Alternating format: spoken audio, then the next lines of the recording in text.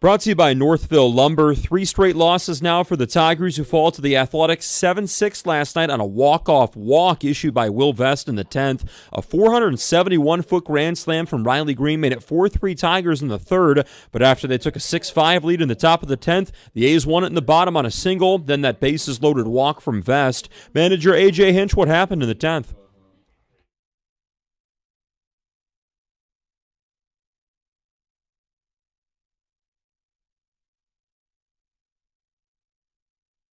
It's been pure domination for the A's over the Tigers lately since 2015. The Tigers have a 17-42 record against them. Some injury notes: Parker Meadows starts a rehab assignment today with Toledo. Alex Cobb, though, shut down from his rehab assignment. And veteran reliever Paul Sewald, picked up at the deadline, has now thrown 2 straight bullpens. Brad Holmes has got some work to do to fill out the Lions' 53-man roster after leaving 3 spots open following cuts yesterday. Reports say free agent defensive end Zadarius Smith is talking with multiple contenders. Unclear if the Lions are one. Holmes has a 16-man practice squad to fill out as well. Midweek odds now for both Michigan and Michigan State. Wolverines big 34.5-point favorites in their opener against New Mexico at the Big House. Spartans big favorites as well, 20.5 points over Western in East Lansing. And Mercury forward Alyssa Thomas had 12 points, 16 rebounds, and 15 assists against the Sparks last night. That's triple-double, number 7 on the season, and a new WNBA record. At the Corwell Health Sports Desk, I'm Luke Sloan. For more, go to 97.1 The Ticket or Odyssey.com.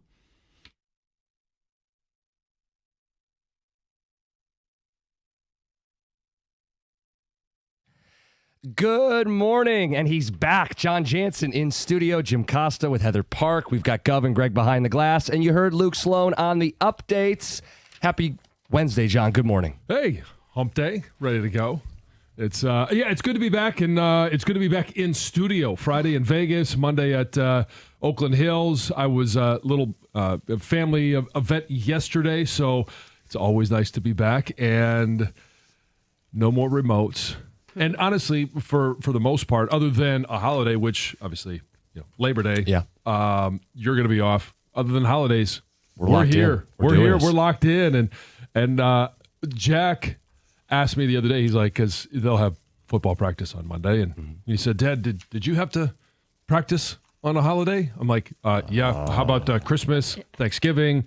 Like, I practiced on or played on all of them. Yeah. And I said, the saying that every single coach I used to have is, when you had to practice on Labor Day was, well, it's Labor Day, and we should labor. Thanks, Coach. And I'm sure everybody driving right now or listening that played high school football is nodding, going, yeah, Coach said that too. Sounds about right. No Power Surge today, but next week for the NFL season. Week 1 is next week. Power Surge. Season Power Surge. Guys, think about this. Next week, I know we got to do a show today. Next week, the Power Surge is back. Overreact Gyms are back. We're going to have Dan Campbell every week in the NFL season again. We're going to have the picks this Friday, and we get into that routine moving forward. Yep. Thursday Touchdown will be back. Cannot wait. Week 1 college football coming up this week. Michigan announcing Bryce Underwood officially when we were off the air Monday. Yep. We talked a little bit about it, John. I went back through and looked at 5-star quarterbacks who played right away as true freshmen. And in the last 10 years, I counted all of 8 names. So not a big sample, but I want to give a barometer later in the show of what to expect for Bryce Underwood. And you can tell me if it's a fair bar, if I'm setting a guy up for failure or not, or if it's simply good enough for Michigan in year 1 with Bryce Underwood. We'll do that later today. Fantasy football drafts are going to be busy this weekend. We are going to do a buy or sell at 6:35 this morning. We'll have some fun with that. And you heard in the update, the Lions got to fill 3 roster spots. They only have 3 edge rushers on the roster. We are going to spend some time on that this morning as well. John, the Tigers lost last night. Late night, 10 innings.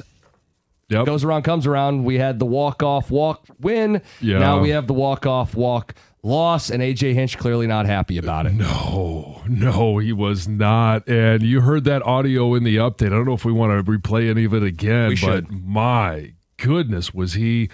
And it's for all of those that you were trying to guilt into apologizing to you on Monday. are sitting there nodding their heads. Not that the Tigers are going to miss the playoffs, or not that they're going to not win the division. But the fact that you say something like that all the time, and you go out there with your smarmy self and ask for the apology, and you set this team up, you set fans up to have to deal with a couple of losses. That's what we're doing today. We're blaming me because Riley Green throws to home plate for inexplicable reasons last night, that Will Vest refuses to throw a strike to the final two batters of the game. It's the inexplicable that makes it possible. So people look for someone to blame. Yeah. And you can't blame Riley Green or Will Vest. So no, you can. You look to the guy in the morning. But you set them up. I did. You put it out there in the universe. Mm-hmm. And I suppose you want an apology for that? No, I didn't want people to apologize on Monday. I don't need you to apologize now. I just need you to admit what you did. You set this team up. I didn't set this team up for anything. Let's hear from AJ Hinch. Thank you.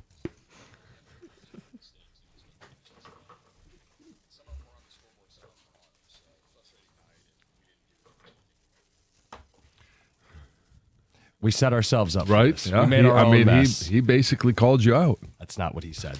He said it was a frustrating night. We didn't do anything to win the game. They had a couple errors, a couple plays that aren't errors that were mistakes, and the Tigers have lost 3 straight, back-to-back to the A's. Lost a Skubal start in there. They'll try to save something from this series when they play later today. I know. When you look at the Skubal start, I'm sure you guys talked about it yesterday. Yeah, weird.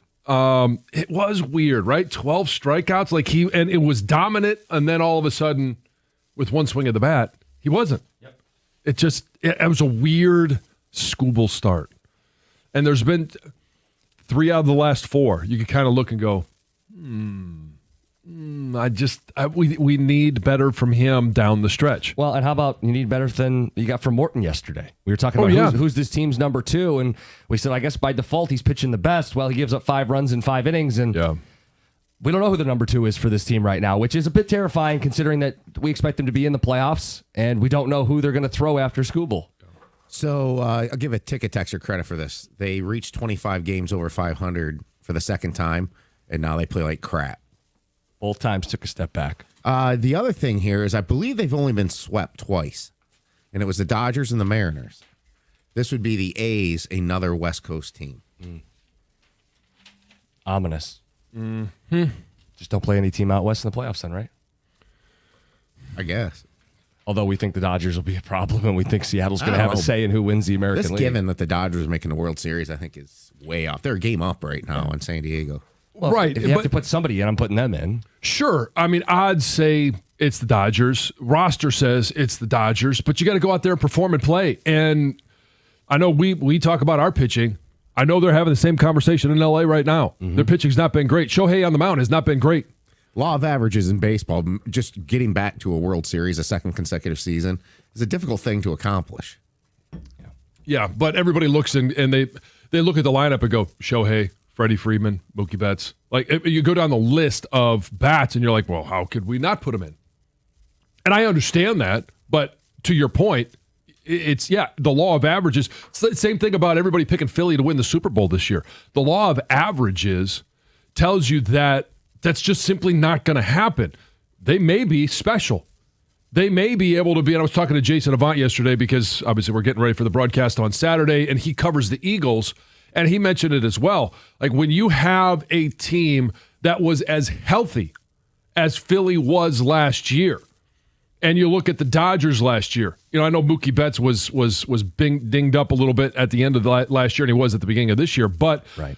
When you have a team like the Eagles who only lost 1 starter last year, and you think about what the Lions went through, like, is that possible, again, to be that healthy 2 years in a row? Because you need some luck to be that healthy to be a Super Bowl team. Yeah. I don't think the headline is that the Tigers have lost 3 in a row, although, it's going to be what people talk about. It's not. To me, it's more about Morton. It's more about finding the number 2 pitcher for this team. I mean, that is the headline as we are set to turn the page to the month of September here. That's goal number 1. I think the playoffs, clearly they have to clinch, but we expect them to be there. The goal is figuring out your rotation in the month of September, and it starts with who's getting the ball after Tarek Skubal. And still the other thing, too, is hanging on to this 1 or 2 seed. Mm-hmm. They still have the best record in the AL. They're still 5 up on the Astros. They're 6.5 up on the Mariners. So that's crucial. That's within range right now. If you screw around here and lose 10 out of 12 again, that you're jeopardizing that. Because the Astros and Mariners are not playing well right now. Right. They'll go to Kansas City after they play the A's later today. Some ticket texts. Melton is the number 2.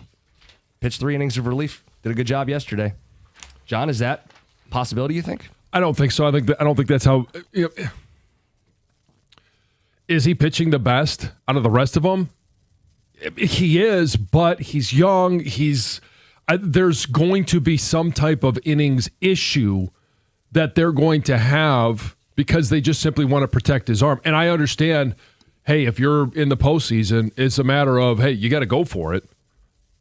I just don't know how they're going to work that equation. Texter says, Scooble's last start reminded me of the ALDS. Pitches a gem, but gave up that one pitch for a grand slam.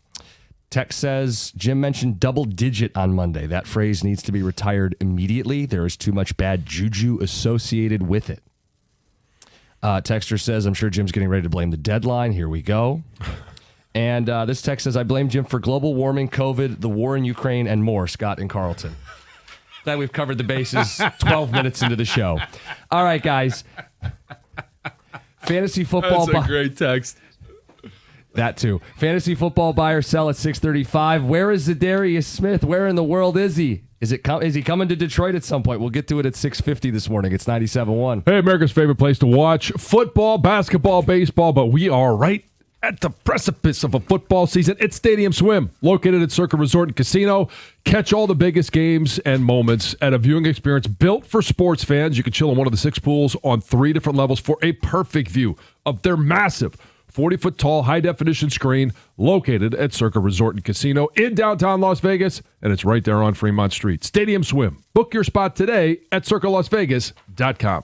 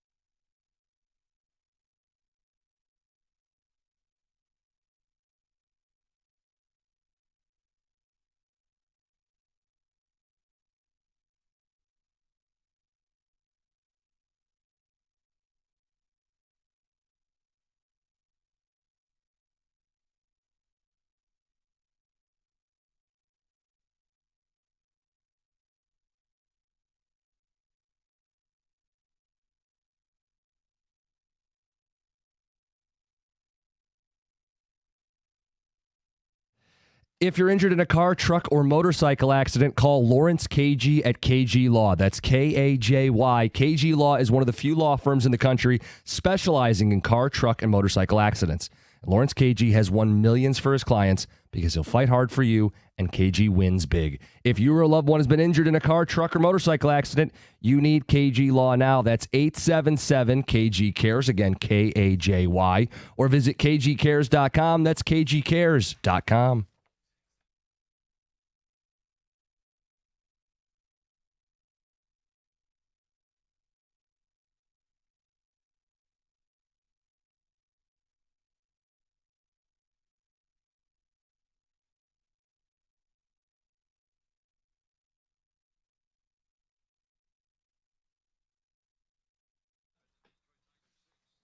It's not as fun when the shoe's on the other foot. No, we were enjoying a walk-off walk a week ago. Mm-hmm. And now the walk-off walk happens to us, and it's kind of like, oh, well, I guess that's why everything in the baseball season, 162, right? These happened a week apart, but whether it happened in game 140 or it happened in game 4, everything kind of works itself out. And that's why and I know I was giving you a hard time at the beginning of the show about your proclamations and asking for apologies on Monday. A 3-game losing streak? Okay. We've seen worse. we have seen worse. It's, you don't want to lose to a bad team. No. And the A's are a confusing team. That's a great way to put it. They're very confusing, and they have some guys that can just go off at the plate. Yeah, they can rake. Yeah. And I know everybody goes, okay, it's Sacramento and all the jokes about them playing in a 6,000-seat stadium, and they're a joke of a franchise. Okay, that has nothing to do with the product on the baseball field. It doesn't mean Brent Rooker can't go yard or any of these dudes. And so I'm just not concerned. Yeah. Ticket text 248-539-9797. We'll get Heather's news coming up at 6:25. I have a feeling what's going to lead that news. Our version of the royal wedding. Do you? Yeah, I think I know what's going to. You can guess. I think I can guess. You Instagrammed it to us. If I were you, I would just lead with something else. I'll tell you principle. later. Yeah, I did Instagram you because I saw it like the second it happened, and I was like, what? Before we get there, go ahead. I'll share when we get there. Yes. Okay. What we'd like to do is, we've got this fantasy football buy or sell coming up at 6:35. We'd love to collect in the background of the show some of your best fantasy football names. We'll read them at the end of the hour. Like, John, I know you've gotten some of these requests to do like draft orders for these guys. Yeah. And it's, I'll give you one name that everybody has some variation of. Mm-hmm. It's Bijan Robinson. Oh, there's a ton of those. And it's Bijan Mustard Company, Bijan Mustard something, or it's just Bijan Mustard. Like, that is in almost every fantasy football league that I have done on Cameo to give the draft order. Mm-hmm. Bijan Mustard is in 95% of them. And his name could be used so many different ways. Like, I've seen To Infinity and Bijan. Bed Bath and Bijan. But yes, I know. I had that one too. It makes me laugh every time. And I don't. There's actually one that I had, and I did it when we were out in Vegas. Yeah. And I don't know. I think maybe Greg saw me doing it. I have a lot of fun with them. Yeah. But they actually put in the request that they were only going to use first names because the actual names would have been so inappropriate. They were saving me from saying them. And I thought, are you serious? Like, this is... You're paying for it. Yeah, this is not for public consumption. This is for the 12 of you. The FCC doesn't have a say in this. Yeah. And so go ahead, give me the names. Let me know what they are. Let me enjoy how creative, whether it's clean or dirty. Yeah. Now, having said that, we do need you to keep that in mind for the show. If you're going to take a text in, right? We got to be able to read it on the some air. we can't. Yeah. There were like here's another one. Yeah. They just went with witty team name. Which it just makes me laugh. The one I always use is cost of doing business. play on your own name. Sure. But a lot of these are plays on the guys who are going to be on your fantasy team. So we'll collect them. 248-539-9797. Like I've seen Stroud 9. Yeah. Baby back Gibbs. Oh, the baby Gibbs, I was just going to share that one. I get that one quite a bit. And again, there's some that I going down the list and I go, okay, don't make sure you don't say that one. Sherlock Mahomes. Yeah, there's a couple here. Turned down for Watt. That's a good one. Next door neighbors. Rome Alone. There you go. I've been collecting some of this. I don't want to steal too many because I know some of you guys have some creative names in your fantasy football leagues, and a lot of drafts are going to be this weekend, Labor Day weekend, now that the preseason's over. Silence of the Lamb. Yeah, I've seen that one. It's a popular one. The Bryce is Right. Oh, that's a good one. Yeah. I like when they use a player's name because there's a lot of people, like my wife included, she does, I've shared, she does a fantasy football league, and she always tries to incorporate, she likes to pick a rookie and then go with that rookie and use something about their name in how she names her team name. I like so it's I enjoy those. How about this one? Jonathan, parentheses, Taylor's version. Speaking of which, let's get to Heather with the news. Good setup, my friend. Can you imagine if we were working yesterday? It would just be hold the phone, stop the presses, major breaking news. Taylor Swift, Travis Kelce are engaged. I did send it to you. I was sitting at the dentist. I had to have some dental work done. So I was waiting for the dentist to come in, sitting on my phone, right, passing time. And it literally on Instagram, it said that Taylor had posted 2 minutes ago. So I was like, okay, wait a minute. I double checked who posted it. I'm like, is this real? Yeah. So I made sure it was the actual Taylor Swift. Was that the English teacher, the gym teacher one? Yeah. And then I was like, is this real life? And then I was like, I better send the boys, let the boys know this is big, huge news. And of course, it is. She shared a bunch of photos on Instagram. They're in this beautiful garden surrounded by flowers. The first one shows Travis down on one knee, right? Then there's one of this massive $1 million ring she has on her finger. She did caption the photos, your English teacher and your gym teacher are getting married. Very cute. I mean, surprising because we all knew it was probably coming. And they've been together about 2 years. I did question it a little bit after the podcast. Really?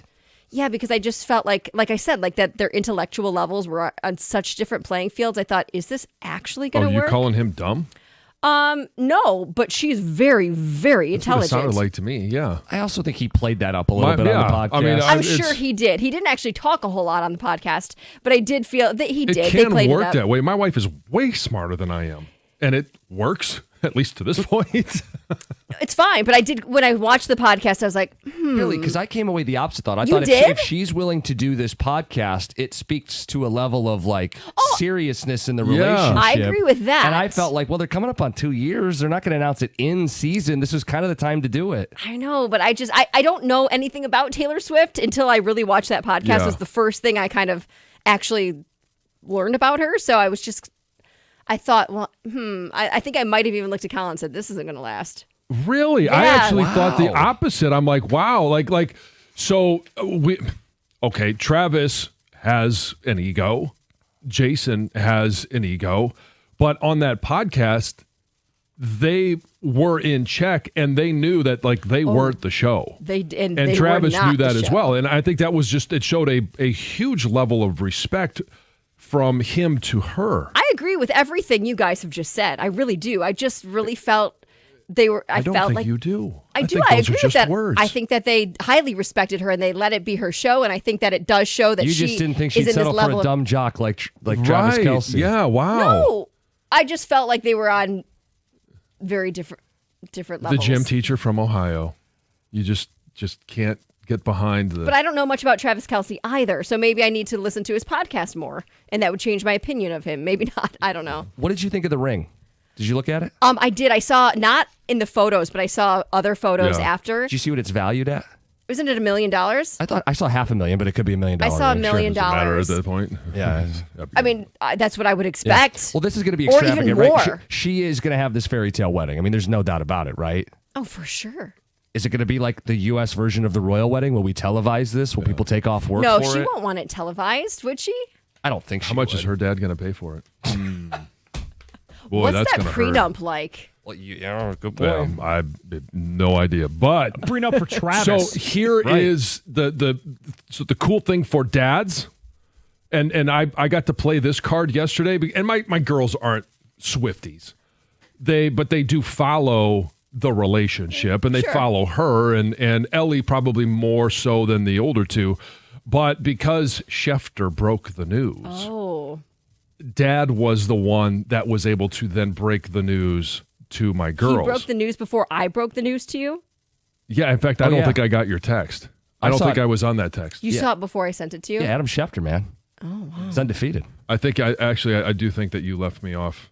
No, that it was on There's a Instagram. group Instagram message. Oh, like I'm gonna check Instagram. I literally sent it, like, she I posted could it go 2 minutes check it ago, now. and I double-checked it and then sent it to you. So he must have had it, like, 30 seconds in. Oh, That's hold why on. he's Let me an look at my NFL Instagram now.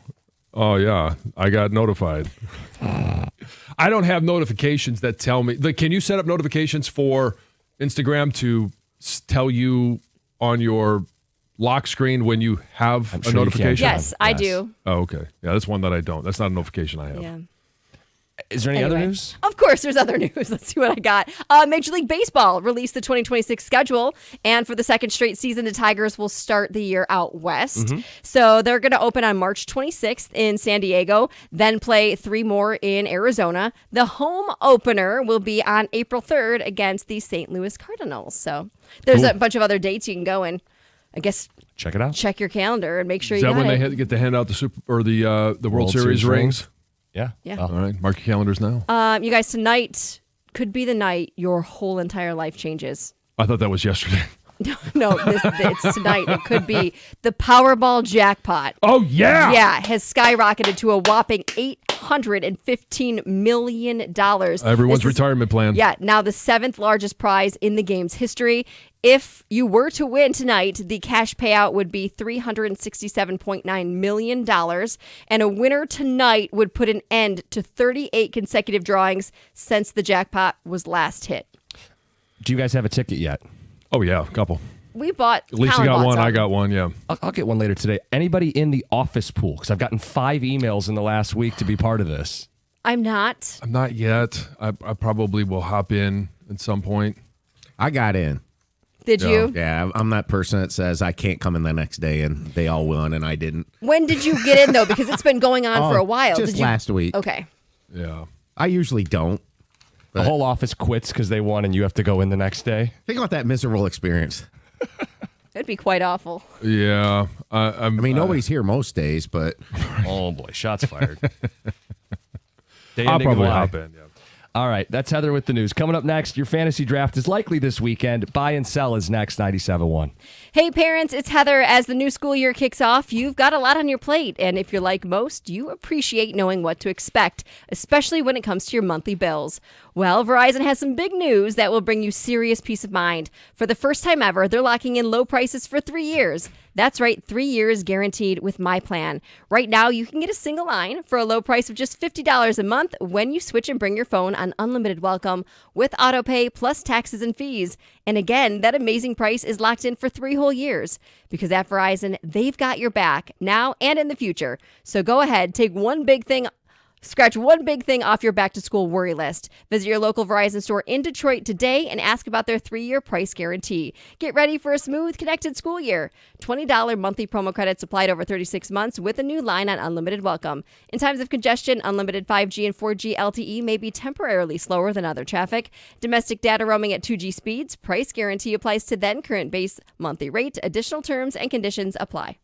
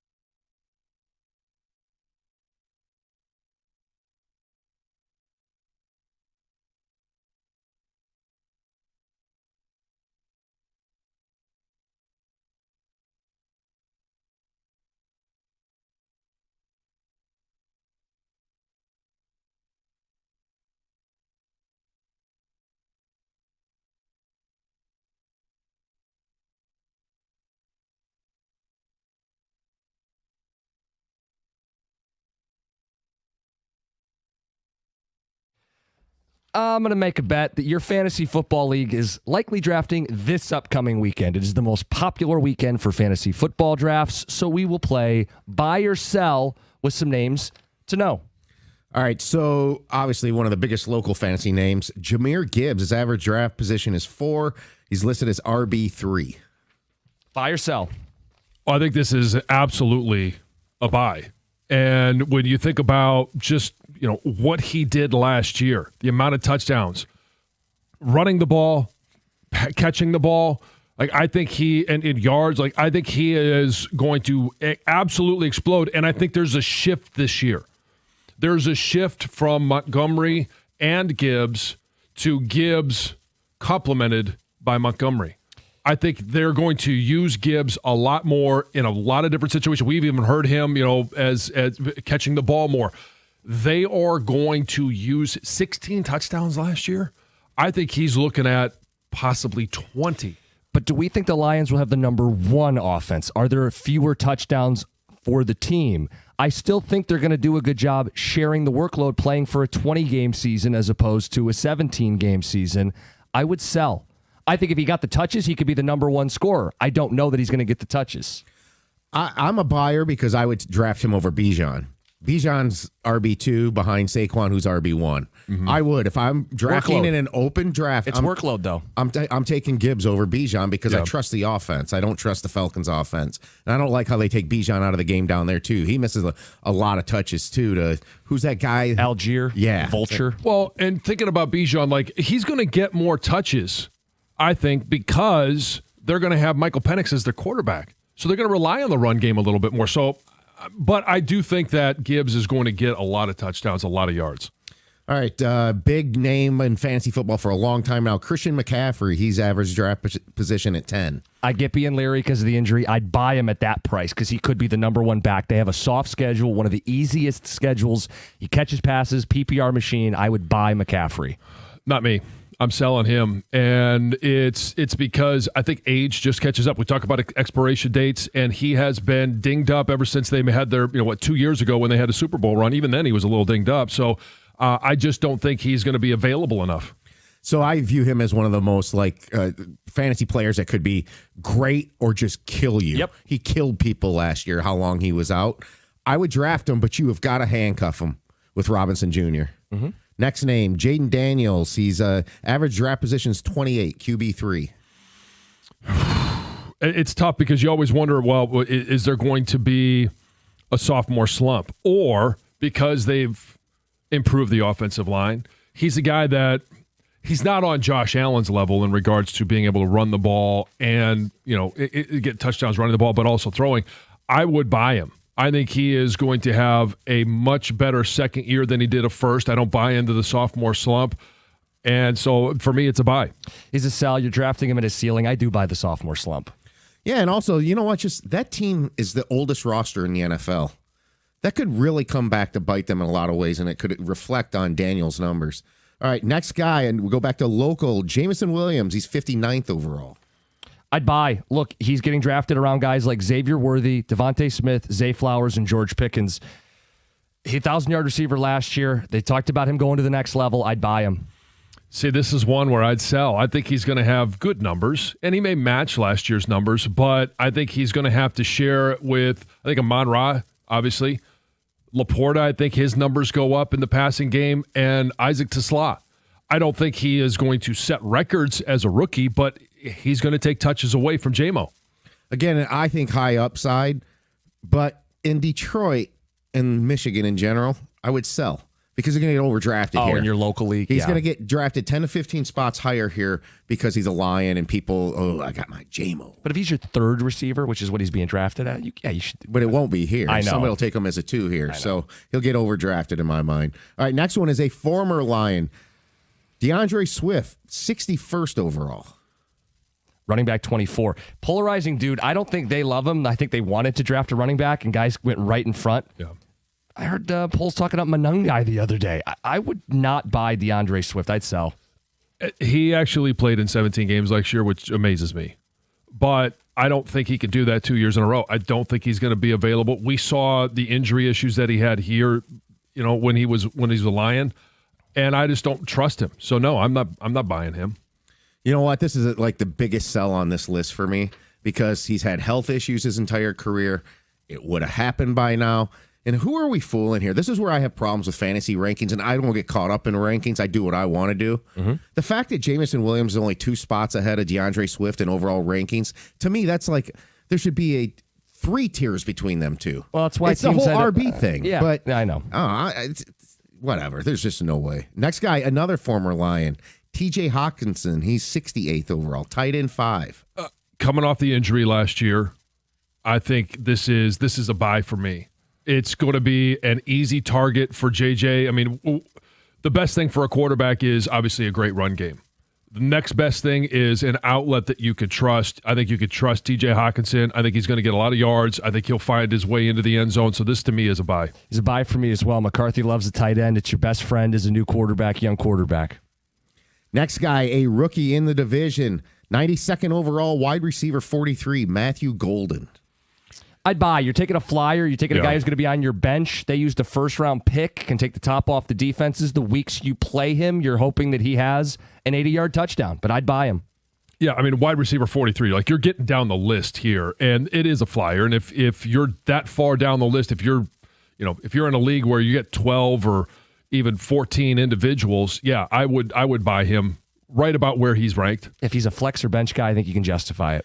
I'm a buyer on him, and it's one of those things where I would almost draft him because where his rank is, probably as my number 3 and take a reach on him. Okay. But then come back quickly and get a solid 4 that's probably falling. Yeah. You know? More like lower ceiling, high floor, safer. Yeah. You know? All right. Next guy, controversial guy, inside division, Caleb Williams. He's 104 overall, QB 12. QB 12 means he's probably being drafted as a starter. Most leagues are 10 to 12. Yeah. If you're drafting him as a starter, you're screwed. Absolutely screwed. But if you're drafting him as a backup, the guy that you want to play because your starter's on a bye week or your starter gets injured for a week, that's the only way I would take Caleb Williams. Look, if you don't get Lamar or Allen, or if you like the mobility of Daniels and Hurts, if you don't get one of the elite guys, you wait. And I wouldn't take Caleb Williams. I'd sell. I'd rather have guys who are going after him like Dak Prescott, C.J. Stroud, or Jordan Love. Exactly. And I'll tip off my league right now. Anybody out there listening is in my league and we're drafting on Sunday. I will not draft Caleb Williams no matter what. How is not Dak going to have him Prescott on my behind Caleb Williams? And I don't know. Because, I mean, whatever... The issue that you have in some of these is you got to put team record and team expectations aside. I think he's going to have a big numbers year because of, and I know he's not on the list, but CeeDee Lamb.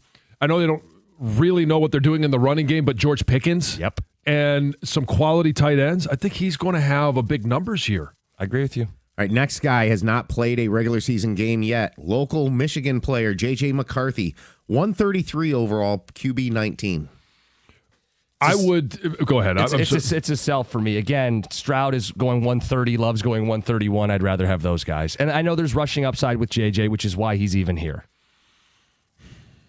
If you're back again, I'm not going to put him in necessarily in the Caleb Williams category, but if you're drafting him as a backup, I would love to have JJ come in if my starter is on a bye week because of Justin Jefferson, Jordan Addison.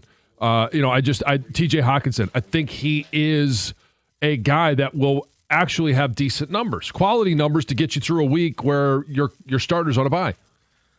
You know, JJ, I would consider drafting, but not at this position, and because he's got a solid backup. And so I play in a 2 QB league. Okay. So if JJ's kind of falling and Stroud's gone, then I would take him. But makes sense. Again, probably the second most important handcuff on this list is to get Wentz then. Again, we're a deep league. We play 2 QBs, so I would consider that. Well, QB value shoots to the roof if you're playing Superflex.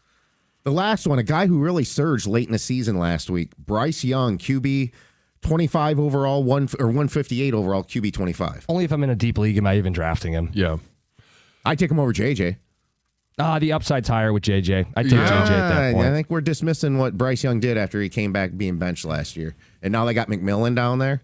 Yeah, they got Ted McMillan, Xavier Legette, for now, Adam Thielen, which, I mean, he's clearly on the back end of his career. but he did have a surge. I would take JJ. I would take Caleb before I would take Bryce Young. And again, you better be in a really deep league if he's even off the board. Can I just hit you with a couple rapid fire here at the end? Guys I like. Drake London, I think, is going to have a very big year. Mm-hmm. Jonathan Taylor, sneaky. They're going to need to run the ball. They got a good O-line. George Kittle, I think he's going to be the number one target in that offense. They got a lot of mouths that they had to feed that they no longer have to. Ayuk's hurt, and Deebo Samuel's off the team. And Braylon Allen is a deep sleeper. Big physical back. Yeah. Breece Hall's already come out and said, I know I'm not their guy. Yeah. You can get Allen probably the last pick of your draft. I like that one. I'll take him. Fantasy football buy or sell. Good luck with your drafts this weekend. We are still collecting names. Some of the most creative, witty, fun names in your fantasy leagues. Send them in. 248-539-9797. Our football coverage on 97.1 is presented by Paramount Plus. You can't count on much these days, but you can always count on Sundays with the NFL on CBS and Paramount Plus. Watch your local NFL game every Sunday on CBS and Paramount Plus. Visit ParamountPlus.com/NFL to get started today. Guys, elevate your tailgate game this football season with Moran Chevrolet, Michigan's #1 selling Chevy dealer. The best game days start in a 2026 Silverado 4x4 LT Crew Cab that you can lease at Moran Chevrolet for $265 a month. That's 24-month lease. Find your ride fast. MoranExpress.com. Stop by. They're on Gratiot, just north of 15 Mile in Clinton Township. That's Moran Chevrolet, where you always get the best price. Period. Chevrolet. Together, let's drive.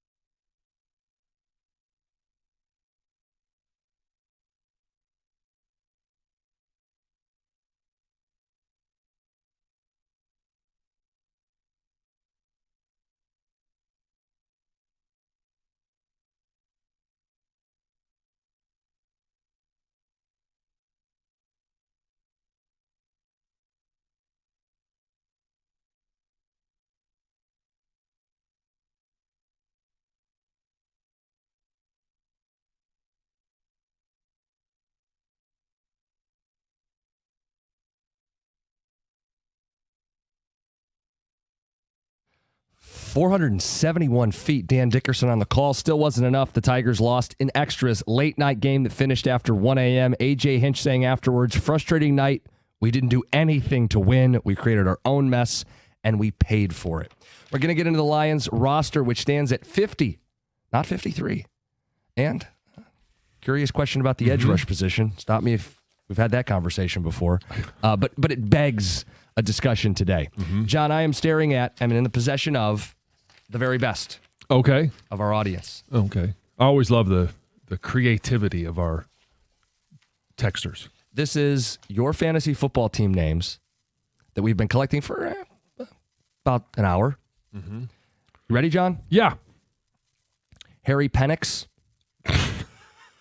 It's David McComb. Yeah, I had to lead with that one. Not to be outdone by my Penix is small. Can also do as big, too. You could. Certainly could. There was a TV station in Atlanta that did not have the X at the end of his name and had an S instead. Could do hard, too. Yeah. Penix and Bijan. One of my favorites is always Joe Buck Yourself. That's an old bit at this It's an old bit. I don't care. It's still good. How about Taylor's tight end? Okay. Yeah. Want something new? JMO Unchained. Teenage Mutant Najigba Turtles. I love that creativity. My team name used to be DeBoats and Hoes, but this year it's Apocalypse Now. Jameer, I go again on my own. Matt in Clinton Township. The fact that you sang it. Would deserve to be sang. Not afraid to sing, at least. That's right. I ain't scared. Everybody's looking at Heather. You don't want to hear me sing. You want to sing some of these? I have a I second don't. sheet. No, I'd like to just hear what you have to say. Or sing. Turn Your Head and Golf. Okay. That's become a standby. Uh-huh. Chuba Missile Crisis. Uh-huh. I Chase Brown Kids. That one's out of control. Okay? That's just, If you got the Cincinnati running back on your team, run with it, man. Heather, his name is Chase Brown. Okay. So, Okay. you're Okay. looking kind of. Okay. She's like, "Did we read that on the radio?" Thank you for explaining it to all of those that are driving right now going, wait a second. Yeah, he's not. I mean, he's not a household name. If He's going to be like a But, top 50 yeah. pick in most I had him people's last leagues. year. He's good. He's a good player. Thank you. I suppose I Chase Brown Kids out of context, not great. My fantasy football team is My Ball, Zach Ertz. Read that one that fast. one's been around a while too. I don't care. How about he has CD Lamb on his team? CD's nuts. Oh yeah, I've that's been part of the. It Ertz to pee. Krashi Rice, John and Shelby. We have Laporta Potty. Crashy. I don't think you're giving Laporta Potty enough love. No, That's that's AJ Oh, work. I know. I was stuck on the last one. And Benz Johnson.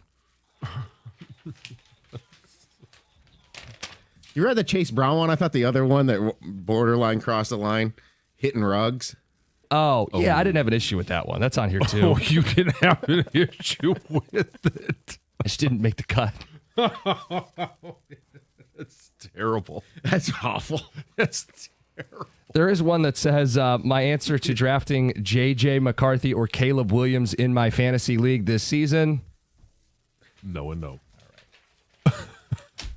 Hey, we'll keep collecting them throughout the show today. We've kind of christened this our fantasy football day. We got more football stuff later in the week. I know a lot of people will be drafting this weekend. John, the Lions need to fill 3 spots. Just what was your take on the initial 50-man roster? No surprises. And Lisa asked me last night, was I surprised at any of the Lions roster? And the Lions roster is so solid right now. It's really hard to make this team. It really is. And so you don't have a lot of the, fan favorites of the story, the long shot, all of those guys. Yeah, they're going to be on the practice squad. We'll probably see some of them bumped up at any point, like a Tom Kennedy. Like everybody, a couple years ago, that was the hot name. Oh, everybody's rooting for Tom Kennedy, this little guy, the little engine that could. And we see him occasionally when there's injuries. It's probably the same thing. And I wasn't surprised, but I know it did catch some people off guard, was Dan Skipper. But should you be caught off guard when you really think about it? No, you shouldn't. And so, again, Lisa asked me that. Like, Dan Skipper, were you surprised? I'm like, no, not really, because we all saw Giovanni Manu play. And athletically, he provides you so much more than Dan Skipper does. And I kind of expect that Giovanni Manu, by default now, because he seems to be the backup tackle, that he's going to be the extra tight end that they bring in. In those situations where they report as eligible. Yeah, look, he had been released by the Lions before, or I shouldn't say released. He had not made the 53-man roster with the Lions before. We saw it on Hard Knocks. Yeah, I brought that up yesterday. Hard Knocks, we saw that reality. Dan Skipper's not viewed as a lockdown 53-man roster guy. And they'll stash him on the practice squad if nobody else wants him, and they could use him if they need him down the line. I think he is. That's why this is a tough roster to make. He is a guy that will land on somebody's roster. You think so? I do, because of what he's been able to provide the Lions over the last couple of years. A reliable guy when Decker goes down. He hasn't done horrible at that left tackle spot, and he can back up either one. So I do think with some other rosters, especially as injuries start to happen, he'll be a guy that gets picked up as a backup and as a stopgap, even if it's just for a couple of weeks while somebody's getting healthy. What does it say about Manu? Do you feel like this says that he's ready? I think it says that they're ready to use him as an emergency tackle. And that's what we wanted to see from third round, from guys that have been taking in that area of the draft. We obviously, didn't get anything from Hendon Hooker or Broderick Martin. Glad to see that, they didn't hang on and live on hope that they would eventually develop.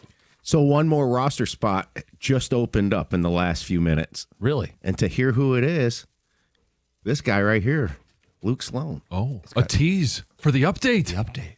Look at us innovating. Radio, real radio. It's 97.1.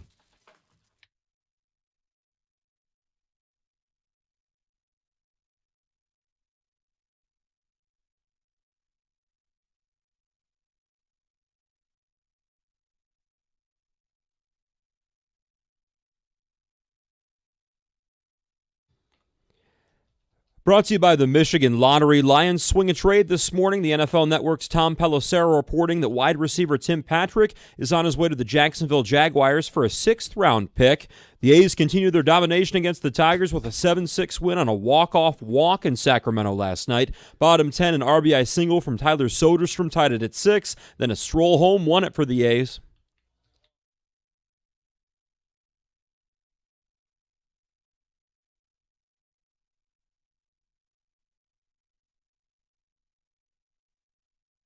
Make that 3 straight losses now for the Tigers, and since 2015, they're 17-42 against the A's. They look to avoid a sweep tonight. The fan experience at Michigan State will look a whole lot different for the Spartans opener against Western Michigan Friday night. New athletic director Jay Batts says the game day presentation at Spartan Stadium has been enhanced, though he said he doesn't want to spoil what it is. This comes after tailgating was brought back at Munn Field for this season, plus new concessions at Spartan Stadium. Cardinals first baseman Wilson Contreras has been given a 6-game suspension after his dramatic ejection Monday night against the Pirates. Contreras had to be held back by multiple coaches before then throwing a bat toward the field, which ended up hitting a coach. And the engagement of Taylor Swift and Travis Kelce, very welcome news for the Kansas City Chiefs as they look to get back to the mountaintop and win another Super Bowl this season. Since Swift and Kelce began dating in 2023, the Chiefs, a whole lot of good fortune. 32-9, 2 appearances in the big game, and 1 title. At the Corbo Health Sports Desk, I'm Luke Sloan. For more, go to 97.1 The Ticket or Odyssey.com.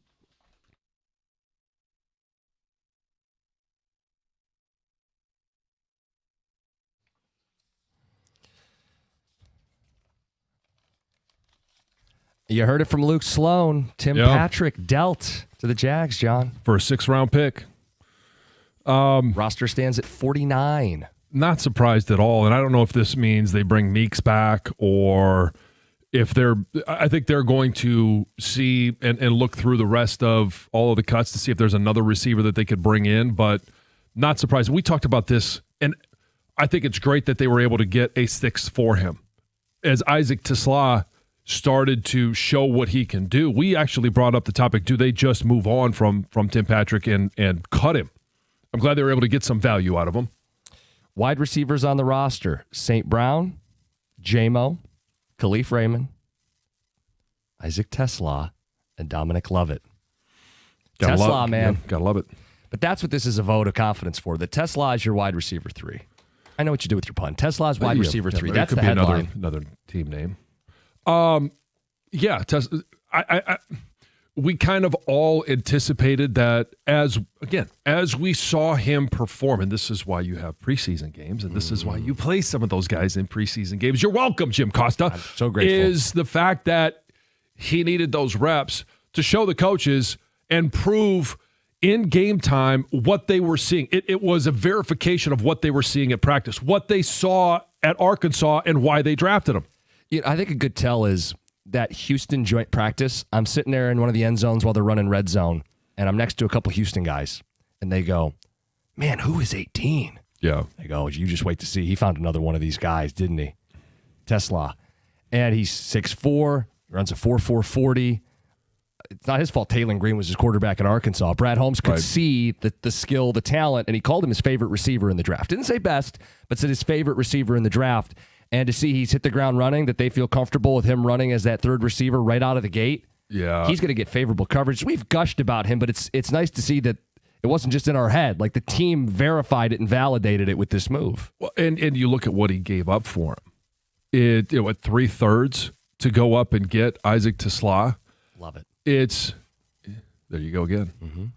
But yeah, I think it just shows the value and the trust that he's been able to build up with Jared Goff, with this coaching staff, to be able to make the team as the number 3 going into the season as a rookie. So I went to the second preseason game, and I came in here Monday, and I said to Jim, I go, he looks the part. I go, there's a lot that you can't take out of preseason. Like I said, Meeks looks, I've seen that in preseason before from other guys. I've seen guys duplicate that. When it came to TeSlaa and watching him, like I was focused on watching him early in the game. The way he ran routes and stuff, I swear to God, this is going to sound crazy, but he looked like a combination of Puka and Kupp. Sure. That's what he looks like. I agree. Now, he was featured because in preseason games, he was number 1 target. He was wide receiver 1 in preseason games. Now, that's not going to be his role when the regular season starts and you got Amon-Ra St. Brown out there and J-Mo out there. He'll be wide receiver 3, but he has that skill set, and it just opens up more of this offense. It gives Jared Goff, and we talk about Goff-proofing this offense. Now, it all comes down to the offensive line, but they have surrounded him with as good a weapons as you could possibly have in the backfield, at tight end, and at wide receiver. Well, there's going to be a couple things. You want to get the ball out quick, and to do that, you want to find mismatches pre-snap. Well, they're going to have mismatches galore. All over the place. Because it's well documented. If you don't put a safety deep, J-Mo's going to burn you. If you're not at least shading coverages or bracketing St. Brown, he's going to find a space to convert for a first down. And now if TeSlaa's getting someone's third best defensive back or fourth best defensive back, and you can motion him around the formation, you're going to create mismatches for Goff before they even snap the ball. So now the O-line might not have to pass set as long because the ball is out quick. Well, and you talk about creating mismatches. Just imagine what it'll look like, and at some point they go 4 wides.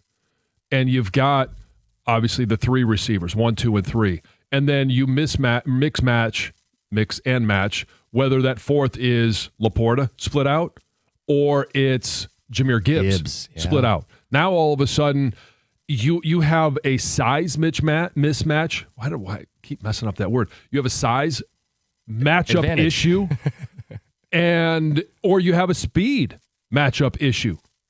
That's going to be huge for John Morton as he starts to create game plans and puts together the possibility of that opportunity. So this also opens up a roster spot. They have 4 now. Again, the news.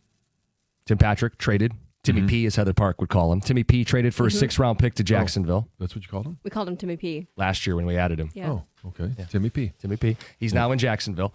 John, they got to fill some roster spots, and I think one obvious name that people are asking about already this morning on the ticket text, Za'Darius Smith. Detroit currently has 3 total edge rushers listed on the roster. They are Aiden Hutchinson, they are Marcus Davenport, and Muhammad's the 3rd guy. So they need an edge rusher no matter what now. And Za'Darius has publicly said he wants to be a Detroit Lion. You can go back to June 10th when he said, hopefully I can get back to Detroit. What's the holdup?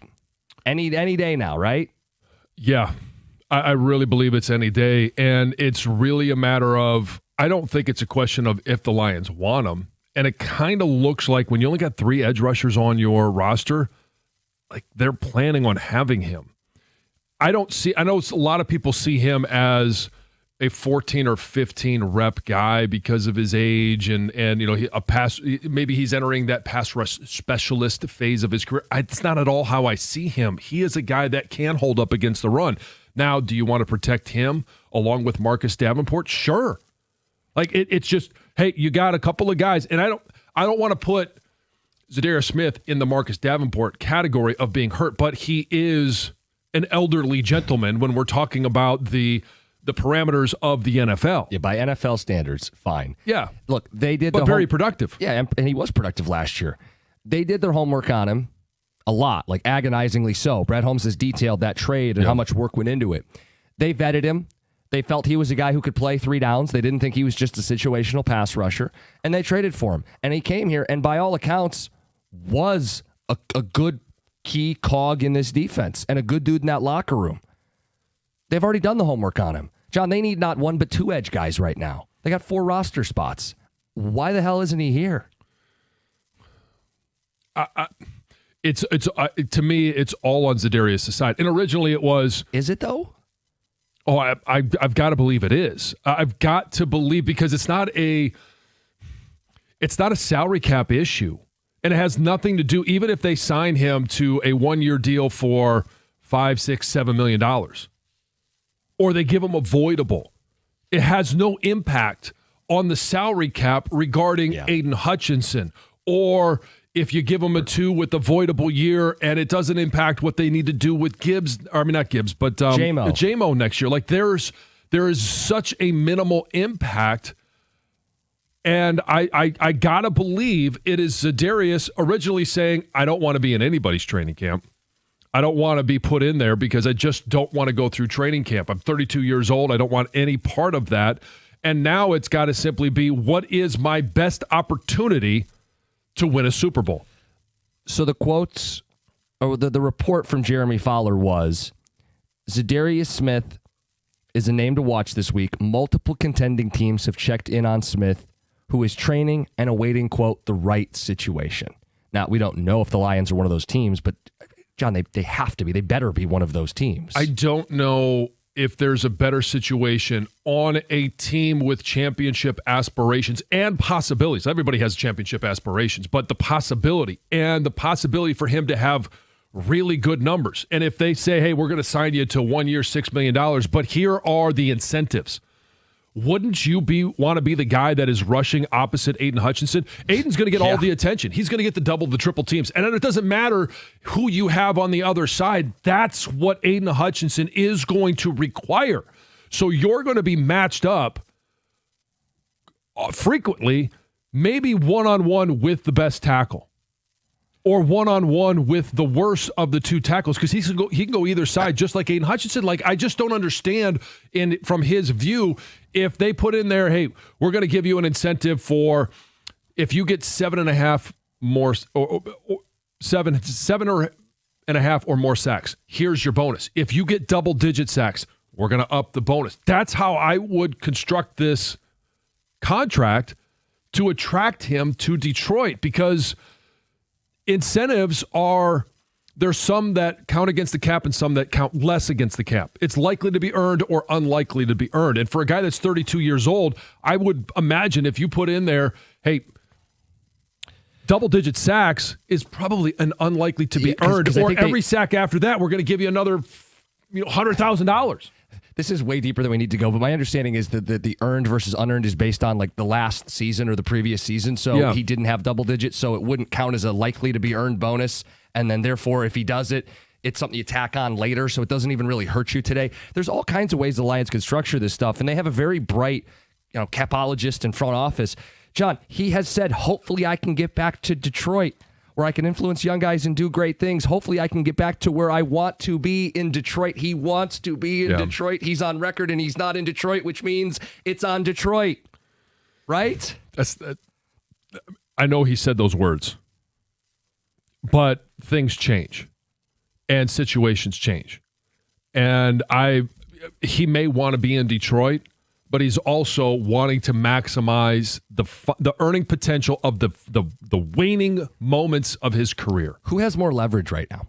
Because the Lions have 3 edge rushers. Za'Darius was maybe hoping for a big injury to create leverage. That hasn't happened. They're perfect for each other. This needs to happen. Za'Darius holds all the leverage. So then the Lions better up the offer and get it done. And they may. I don't know what those numbers are floating back and forth. 248-539-9797. Many of the puzzle pieces still being solved as the roster cuts were made yesterday. Lions now have 49 players on their 53-man roster. It's 97.1. Hey, we share highlights all the time, and I want to highlight the great value your Metro Detroit Buick GMC dealers are bringing to our listeners this month. And maybe you need a new truck in the driveway. Who doesn't? Get Motor City's hottest truck, the GMC Sierra 1500 Elevation, for an unbelievable $199 per month. Another thrilling option is the GMC Sierra EV, built to exceed what you thought an electric truck could be, with over 600 horsepower, and it comes standard with that. These deals are happening right now at any of your 20 Metro Detroit Buick GMC dealers. GM estimated horsepower rating. Must be a current lessee of a 2020 model year or newer Buick or GMC vehicle through GM Financial for at least 30 days prior to the new vehicle sale. Tax, title, license, dealer fees are extra. No security deposit required. Mileage charge of 25 cents per mile over 20,000 miles at participating dealers only. Residency restrictions apply. Visit gmcofferinfo.com for more details.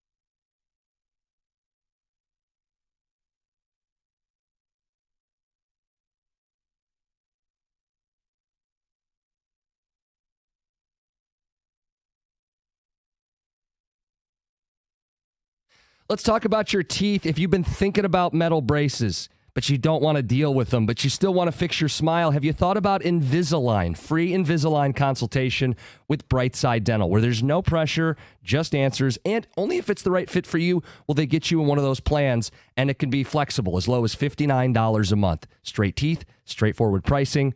That's something to smile about. 9 Metro Detroit locations. That's Brightside Dental. Mention Jim Costa and the Morning Show to lock in that price. 1-800-PAINLESS. Go to brightsidedental.com. That's Brightside Dental. No judgment, just care.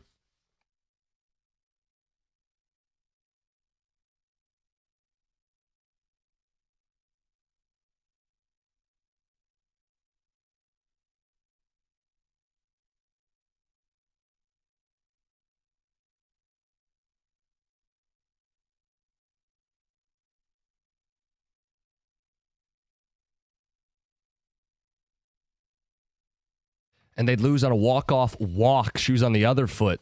Detroit has lost 3 in a row, back-to-back to the A's last night in 10 innings. Will Vest with back-to-back walks in that 10th inning. We've been talking about the Lions, the Tim Patrick trade breaking this morning. We very rarely get breaking news, but the Lions have sent Tim Patrick to the Jacksonville Jaguars for a 6th-round pick. Clears that runway for Tesla coming in as wide receiver 3. It also opens up a 4th roster spot they have to fill. They're at 49 on the 53-man roster. They currently have 3 edge rushers. We've taken texts. We've talked about Za'Darius, 248-539-9797. What do we think is going to happen here? Ticket Texter says it feels like Za'Darius is waiting for a multi-year contract, maybe completely guaranteed. Rob and Redford. John, would you do that? I don't think they need to. I don't think they need to, but that's why I mentioned the voidable. That's one of the ways to get him more money this year and spread it over 2. He has publicly said back in June, he's at the BET Awards, I want to be in Detroit. Yeah. Now the reports are he's fielding calls for multiple contenders. No word if Detroit's one of those teams. And he's at this point of his career where, okay, it doesn't mean this is the last year that he plays. Signs a 1-year deal in Detroit, effectively a 1-year deal, and you could whatever years are in the contract. I don't care, but it's whatever. If it's effectively a 1-year deal, then we go through this same song and dance with Za'Darius next season. And I don't know if he ends up being a Detroit Lion. If he is this year, again next year, it's a possibility. Or he could just be that hired gun that just goes 1-year contracts until he decides. Or the league decides that he can no longer play or no longer wants to play. But I assume he wants to play football. And I know he said publicly he wants to play here. So it led me to the conclusion Detroit might not want him here. If it's being reported that he is training, then that's what Fowler said. Then he still wants to play football. Tex said, of course, John can't put any blame on the Lions. If the Lions wanted Z, he would be in Detroit already. It's clear to me they don't want to go down that road again for whatever reason. Why do we have to place blame right now? Like, it's I've said all along, they were going to wait. Za'Darius was going to wait until the last minute to sign, whether he is looking at other options or not, or he just simply didn't want to come in until after training camp was over. And it's over for everybody. And if they don't sign it, if he signs somewhere else and we actually see what he signs for, then I'll place blame on the Lions. Like you see him sign like a 1 year, a little over the vet minimum. You're going to go, what the hell? Well, okay, he's not going to sign for a little over the vet minimum. It's going to be, if he signs for the vet minimum, then it'll be completely BS. What do you think he signs for? I think he's going to sign for $5 or $6 million for a year, which is way over the vet minimum. And the Lions got the cash, right? Yeah, they do. And it's not a cap issue. Yeah. Well, what if they just don't want him? Is that at all a possibility? And how would you? Because I keep then I go to, okay, why do you only have 3 edge defenders? Right. Like who else is there? Just and injuries aside. And I know Aiden Hutchinson, all right, he's a machine, right? He's going to play 97% of the plays. But are you counting on Marcus Davenport as one of your 3 to play that much? Like, that's just not smart football. Look at his history. You need to, if he's healthy, he can be effective. I've never said that he can't. You've never said that he can't. No. The issue is him being healthy. But are you going to put him out there for 60 plays a game? You're playing with fire at that point. 2 other names, if it's not Za'Darius. They don't like him or it's not a right fit or there's some issues. Jadeveon Clowney or Matt Judon. A couple guys in their 30s, past their prime, could still come in and be part of a rotation. Sure. I mean, can they be better than Josh Paschal, who's not even available for the first 4 games? Right. Could he Yes. be better than Marcus Davenport if Marcus Davenport only plays every other game?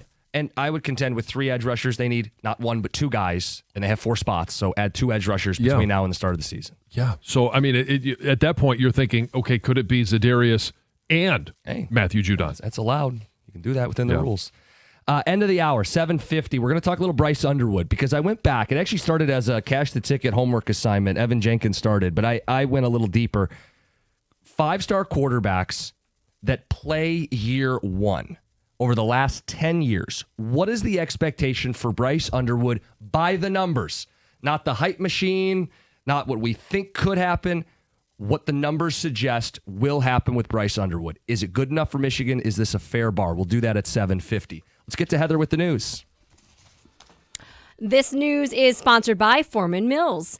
You guys, Southwest Airlines has made a big change to their seating policy, and now some travelers are outraged. They are upset. They're up in arms. Hilarious. Starting on January 27th of next year, plus-size passengers or flyers who, quote, encroach upon the neighboring seat will be required to purchase an extra seat in advance. Right. Now, this is a big change from the current policy in which plus-size passengers can proactively purchase an additional seat with the option of being refunded later, or they can request a free seat when they get to the airport. So now that second seat that they have to purchase is non-refundable unless the flight isn't fully booked at time of departure. In that case, they then have to request their money back within 90 days of the flight. So they got to put in a little bit more work there. And those who don't purchase an extra seat in advance will still be required to do so at the airport, but most likely have to pay a little bit more because you're buying it right then and there. And if there's no more seats available, you're going to be booked on another flight. It seems logical, but it's the wording of it that I think people are really struggling with. And I mean, I get it, but if you can't fit in a seat and you need an extra, then it makes all the sense in the world that you would have to pay for that extra seat. You have to pay for what you need. Sure. Yes, I agree with you. I'm now just thinking of things in my own life. When we traveled a few years ago with Emily when her first flight, and she was a lap baby, right? So we booked 2 seats, one for myself, one for my husband. Emily was going to sit on our laps. We had an extra seat in our row that nobody sat in. So we put her in that seat, but we didn't pay for it. Right, but nobody else did either. It was unsold. Right, so that's what previously had been going on at Southwest. So let's say I'm too big for my seat. I need an extra seat. I'm going to hope that when I get there, there's just an extra one open that I can use for free. Sure. Like I did with Emily. There's a lot of people, even without kids, that play that game. Couples are traveling. They'll buy a window and an aisle and hope that no one and takes hope the that middle. no one sits in between. Like on our flight home from Vegas, there were 3 or 4 middle seats that didn't get sold. You could gamble that way. The difference is you could put Emily on your lap if the gamble didn't pay off. True. If you can't physically fit in one seat, you don't have a backup plan. I'm just thinking now in my head. One thing I forgot about this, one of those middle seats was my middle seat. I asked the guy across the middle seat sitting on the aisle if he had ever heard of the unwritten rule that the middle seat gets both armrests. Yeah. He said no, he had not heard of that unwritten rule. Thank you. John He was just saying that because he didn't want to give up both armrests. No, I don't know that rule. This is mine. Yes. It is a rule. It's an unwritten rule. It is not. Yes, it is. The It is person not. who's scrunched It's in the total middle BS. gets both armrests. It's just No. how it goes. It No. does, yes. Don't sit next to me then. I won't. I don't plan on it. I would take a show trip. I also really like the aisle in the seat, too. window. I'm in the aisle and you're in the middle. I hate sitting in the middle. Elbow wars. No. A West Bloomfield man who authorities believe was actually lost at the time was killed when he was crossing a street in Pontiac on Monday afternoon. So police say this man had attempted to cross the street to go ask for directions. And when he went to do so, he was struck by a truck. He was rushed to a hospital but died from his injuries. Police say alcohol, drugs, and speed do not appear to be factors. And police also say that this death was the 5th fatal pedestrian crash in Pontiac this year. And they also say there's been 5 other reported pedestrian crashes where the victims have suffered significant injuries. So be alert, both, whether you're the pedestrian or you're the driver, and use a crosswalk when you can. Are we missing one news story? Yeah, there's one big piece of news. Sorry, I wasn't paying attention at the time. The biggest news of the day, or I guess of yesterday, Taylor Swift, Travis Kelce sent the internet into a frenzy when they announced their engagement in this joint Instagram post. They shared 5 photos along with the caption, "Your English teacher and your gym teacher are getting married," with the little firework emoji. And then the photos, beautiful, breathtaking, right? They're surrounded by flowers. He's down on one knee. There's also a big close-up of this massive ring. Fans went nuts, right? People were, at least the people I follow, were so excited about it. They were all talking about where they were when they found out they got engaged. Travis's father, Ed Kelce, actually says that the proposal happened about 2 weeks ago at a garden in Lee's Summit, Missouri. So he kind of spilled the beans on some more details. Everybody's favorite celebrity couple's going nowhere anytime soon. Except down the aisle. Oh, yeah, but I mean, in terms of like, hey, if you guys are sick of this story, first of all, I don't get why you're sick of this story. It's just like a heartfelt, cool story, but It's a love story. it's a love story. It's 97.1. At First Merchants Bank, they believe that the real value comes from building strong communities and even stronger relationships. With their new branch opening in the Fitzgerald neighborhood of Detroit, First Merchants Bank is excited to offer a banking experience that's welcoming, attentive, and dependable. Their easy-to-use, secure, and highly rated app makes everyday banking a breeze, allowing you to manage your accounts on the go, and their local attentive bankers are your partners in success. They're going to take the time to get to know you, give sound advice, and provide solutions that work for you. In fact, that's exactly what they've done for me and my family over the years. So that's why I've made them my personal financial partner. With a passion for fostering community development, their team is committed to helping you and your neighborhood prosper. Experience the difference of banking with an award-winning bank that truly cares about your financial journey. All you have to do is visit firstmerchants.com/Fitzgerald to learn more about how they can help support you as well. That's firstmerchants.com/Fitzgerald. First Merchants Bank, helping you prosper. Member FDIC.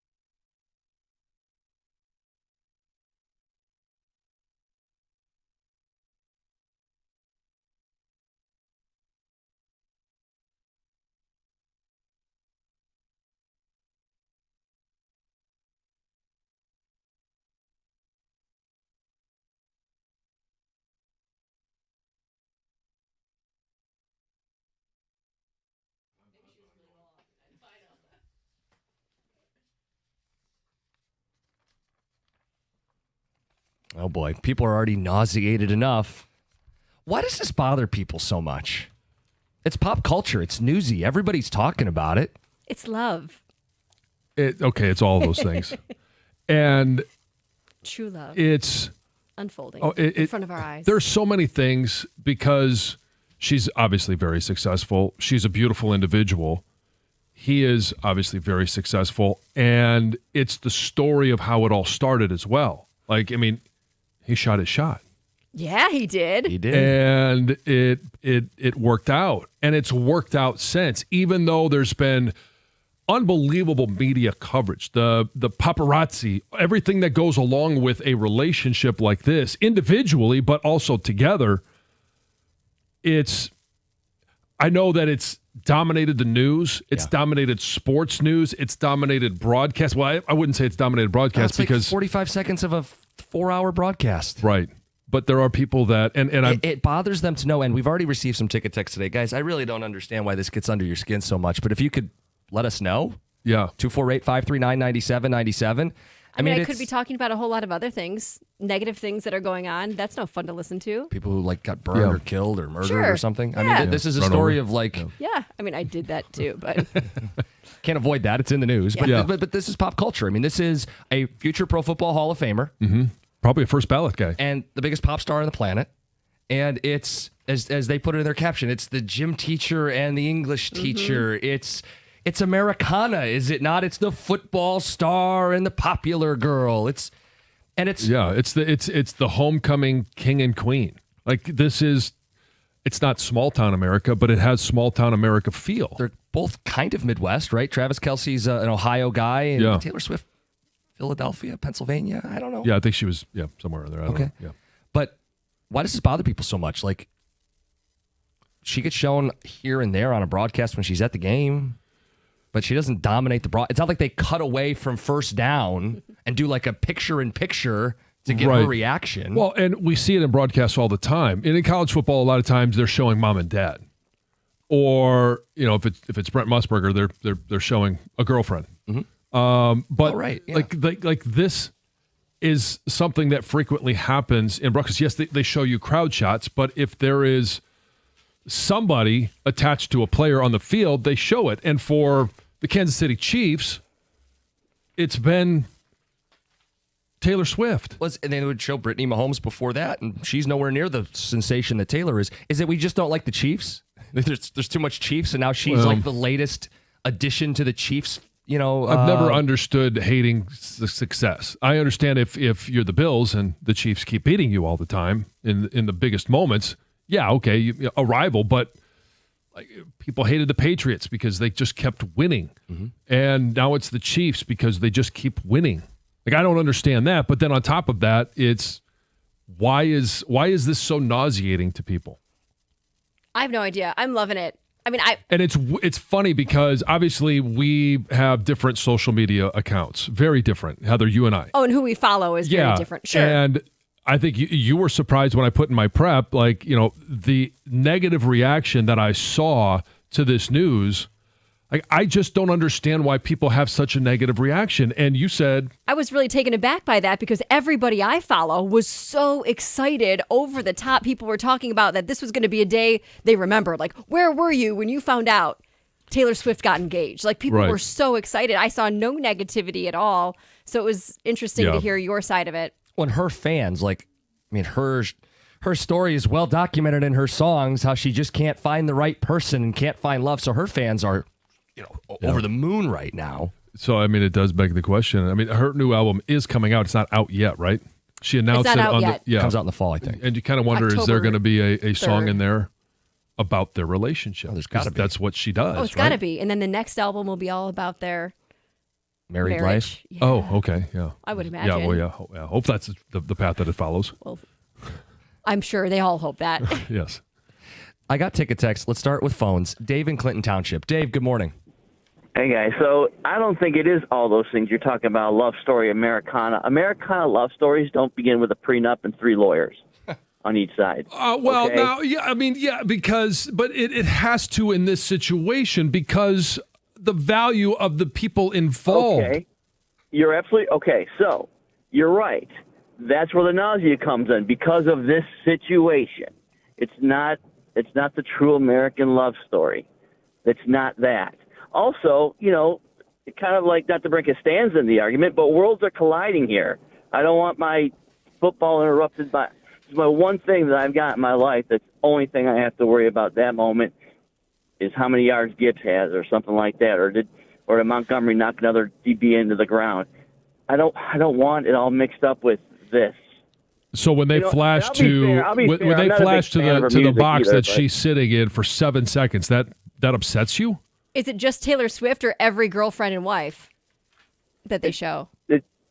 It's just Taylor Swift because why? It's not 7 seconds. It's 7 seconds 14 times, and they talk in the build up to it.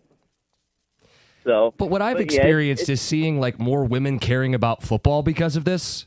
Yeah. So now that's probably a good thing, right? Yeah. How many guys that are happy when more women show up on the golf course? I don't know. Stay in the kitchen. Is that what you're saying? I honestly, I've never even thought of that. That's another thing. Okay, so again, I want my football to be just about football. I don't want more brought into it. I don't want to change. Maybe that's it. I don't want any more change and stuff like that. I'm old school. You just want it to remain a man's world. Yeah, the women can stay in the kitchen with the kids. Hold on, that's not what I meant. Wow. He's boxing you in, Dave. Don't let those women into football football. for 3 hours and come over to my house for dinner and see how much of a man's world that is. Sounds like a guy with daughters. Yeah, Dave wants his space to be his space, and it's being invaded. But you know what? It's the more the merrier, man. Like we've seen it with the Lions. I don't care that people aren't, quote, diehard fans. Welcome. You're part of this. Dave definitely lowers the bar when a woman calls in for the 2 grand slam. Yes. Yes, for sure. Stay out of my world. Jeez. Why do we want women around? I don't know. Okay. Andy and Flint, you're on 97.1. Hey, good morning, guys. What's up? I just wanted to say it's so obvious why people would be negative about it. It's you guys said they're like a homecoming king and queen, and there's only one homecoming king and queen, and then there is everybody else. And you either choose to be a sycophant and follow those people and worship them, or you're on the other side where you're like, hey, I'm not really that interested. These people aren't really better than me. And I think a lot of the population, like John's followers, are probably don't believe that these people are worth, putting them on a pedestal, and they just aren't interested in the homecoming king and queen. And I think it's people's inherent nature to either be jealous of those people or to be disinterested. So the negativity is obvious. We've got some ticket text coming in. First says, Taylor Swift doesn't control the camera during the broadcast, so don't be mad at her. We don't love Taylor Swift. Just flat out. Apparently, that's it. It's other women are fine. Ticket texter says it's JV and Kate Upton all over again. Or I'd add Paul Skeens and Livy Dunn. People get upset that Livy Dunn's shown on. I don't think so. No, I don't think so. Well, and here's the other thing. Like when forget his name that said, it's like, how many guys want more women to show up golf? Like, I don't care who is in the foursome ahead of me or behind me. And quite honestly, if I'm going on the course to just play golf and it's not a charity event or something like that, I want to go with my wife. I don't understand that. Ticket texter says it's because it's forced down our throats, like you guys are all doing right now. We're part of the problem. It's a gigantic news story that involves sports and pop culture. Travis Kelce he's going to be a first ballot Hall of Famer. Yes. These are the same people that think the Cracker Barrel logo thing is a big deal. Taylor Swift, I just read this one, doesn't control the TV broadcast. Let's be real. It's because a certain political leader told them to hate her. It's interesting. But he released a statement and said he likes her and he's happy for them. I actually saw him talk about it yesterday, and he was like, yeah, I'm happy for them. I wish them a bunch of luck. He was actually very civil about it. Yeah. I don't... Why other people can't... I don't know. 248-539-9797. We're clearly getting a lot of phone calls. This is something in the news that people do care about, so that's why we're talking about it. We're going to keep taking those phone calls. And then I did promise a deep dive into the expectations of Bryce Underwood, what other 5-star quarterbacks have done when they start right away. We'll get to that as well. It's 97.1. FanDuel's giving you another reason to lock into the college football season early. Right now, new customers can bet just $5 and get $300 in bonus bets if your bet simply wins. That's right. Bet $5 on any bet, and if you win, you're going to walk away with $300 in bonus bets to use all over the app. So you can use those bonus bets on week 1 lines, and maybe you want to bet on the Heisman futures, over-unders, player props. It doesn't matter. Whatever you've got circled on your college football calendar, FanDuel is easy to use, safe, and when you win, here's one of the best parts, you're going to get paid instantly. No waiting around, no hassle, just straight to your account. So if you've got a team, a take, or a gut feeling before kickoff, now's the time to go and back it. Just head over to FanDuel.com/971Detroit and sign up to get started. That's FanDuel.com/971Detroit. Must be 21 or over and present in Michigan. First online real money wager. Only $5 first deposit required. Bonus issued is now in trouble. Bonus bets that expire 7 days after receipt. Restrictions apply. See terms at sportsbook.fanduel.com.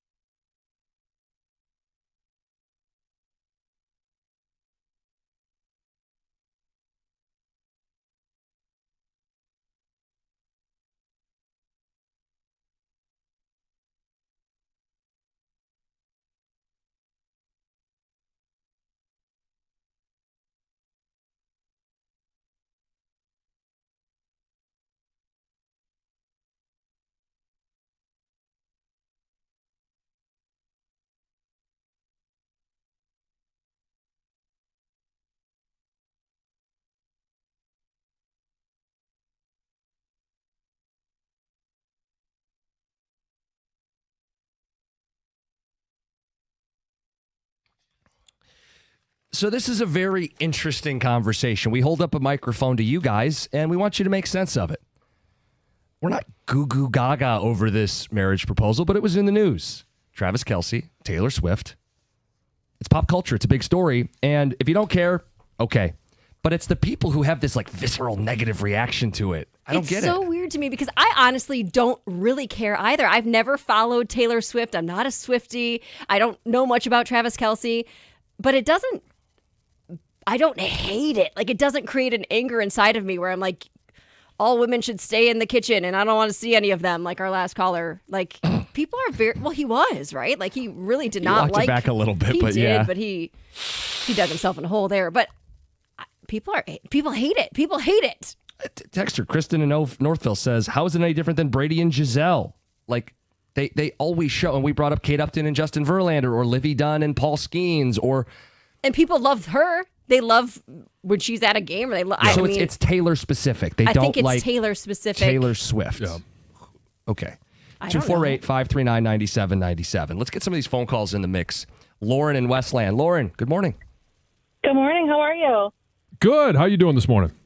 I'm good. Good. I obviously have a really passionate sense. I am considered a Swiftie, but I think it's really interesting how it's usually predominantly men that are more enraged by this. I think a lot of women don't seem to care. Maybe we're not tuning in as much, but what about the men that are tuning in more now that Caitlin Clark is lighting up women's basketball? I mean, how is that much different? I mean, I understand that that football is, our big sport of our country, but I mean, we just in the last 2 or 3 years, we've seen such an influx of just more support of women's sports, and men are being more supportive of that. So how is that much different? Because she's an athlete, right? And she's not in the Right, stands. I know. I But the net that it? result is the same. If it brings more people to the party, the Yeah. more the Right. merrier. Yeah. It's a good point, Lauren. Yeah. On Twitch, must admit I'd rather hear about Travis and Taylor than trade deadline crying. Okay, well, I'll take that shot across the bow. I've only seen in my lifetime one person rival like her stardom, and it's Michael Jackson. And it was a different world then. If it would have been just as huge social media wise and all that, he eventually got married, and it was a pretty huge deal. Problem is, she wasn't an athlete, or it didn't enter sports. Right. I just think it's entering the sports realm that has people ticked off. So what's going to happen if the Chiefs go to the Super Bowl? Which, She again, they got a performs the great chance. halftime And show. she performs. And we get this fairy tale send-off. He retires a Super Bowl champion, arm in arm with his pop star wife who just crushed the halftime show. Are people going to lose their mind? Yes. Like, are people going to be, like, vomiting all over their living room because, why is this on my television screen? Yeah, but I actually don't think that's the fairy tale ending. Like, we could all have that in our minds. And one, when she's got to agree to it. But if there's a thought that Kansas City is going to be in it, she's not going to be able to watch if she's performing. She's going to be preparing for the halftime. So if she is So she shouldn't want into him her there. future husband and watching him play, especially if it's his last game, she on. would rather watch it than perform in it. Should She could perform in the Super Bowl anytime, I'm guessing. She could make a phone call and say, hey, I'm up for this year's Super Bowl. But the logistics, she'd be announced before we'd know who's playing in the game. I understand that. Oh, you're And just saying it wouldn't be preference for her. Right, yeah. So if there's a thought that Kansas City could be in the Super Bowl, which a lot of people think that's still a possibility. She should decline the Super Bowl halftime show out of respect to Travis.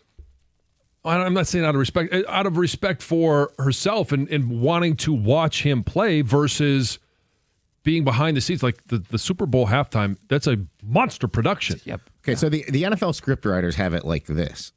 The Chiefs are going to win it. They're going to be on the field together kissing at the end of the season, and people are going to be sick of it. Then he'll retire, and then she'll do Super Bowl the next year so that you have to see Kelce and Swift again. People will be like, oh, at least they're done now. It's out of football, and then they'll come back and do the halftime. Just to ruin another Sunday of football. If you believe in these scriptwriter things, Taylor Swift may have cut the promo already for the Super Bowl.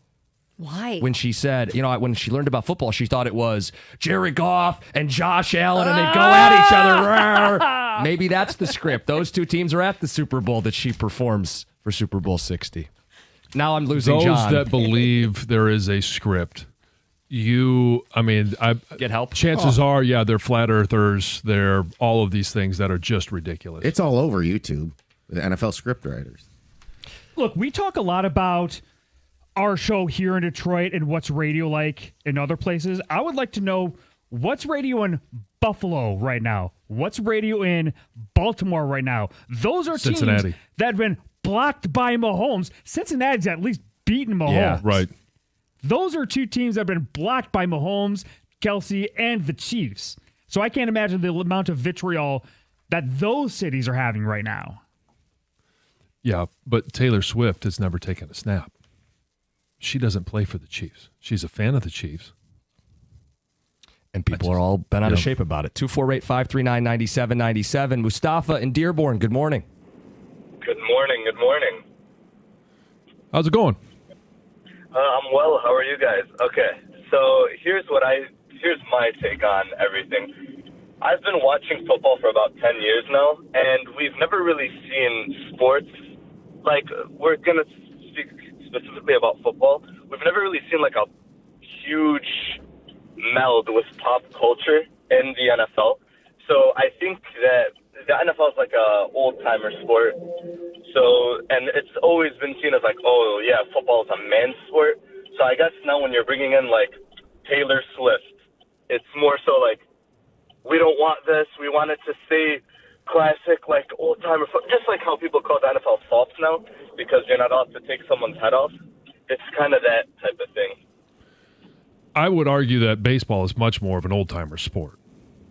And I think that the NFL has gone to great lengths to make it more attractive to a younger generation, the next generation of football fans, more so than almost any other sport.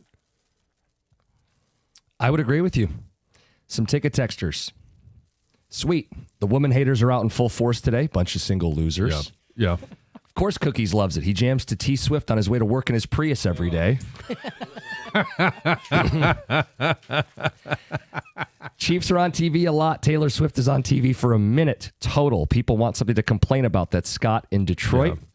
Text says, it's the Swifties. They're the problem. They make everything obnoxious. They're a mob that attack anyone who isn't a diehard fan. They put her on a pedestal and expect us all to do the same. They're the problem. It's not her. It's her fans. There's another one here on Twitch I think is actually pretty spot on. Most people are mad because they are probably lonely, and seeing people happy reminds them how terrible their life is. Oh, boy. Seeing people in love is great. It is great. There is one ticket text that is coming at John's image. We'll get to that after the update. Yes, you're standing. We'll get to that and some phone calls. I did promise Bryce Underwood talk. We'll get to that, too. It's 97.1.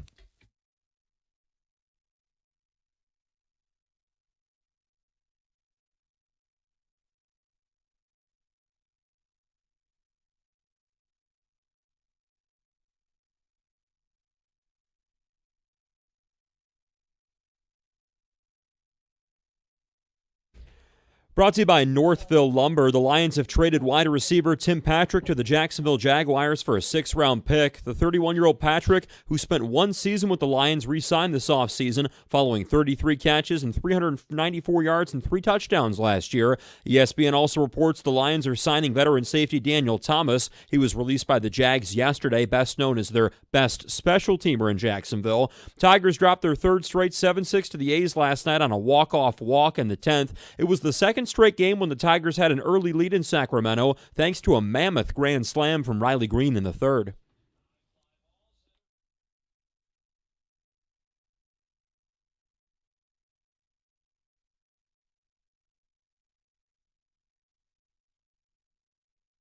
Dan Dickerson on the call there. Green's blast measuring in at 471 feet, the longest home run by a Tiger in the StatCast era, which is since 2015. In the 10th, the Tigers took a 6-5 lead on a single, but then a bases-loaded walk from Will Vest would give the A's a 7-6 win. Tigers look to avoid a sweep tonight in Sacramento. And some injury notes, Parker Meadows starts a rehab assignment today with the Mud Hens. Alex Cobb, though, shut down from his rehab assignment, and the veteran reliever Paul Sewald, picked up at the deadline, has now thrown 2 straight bullpens.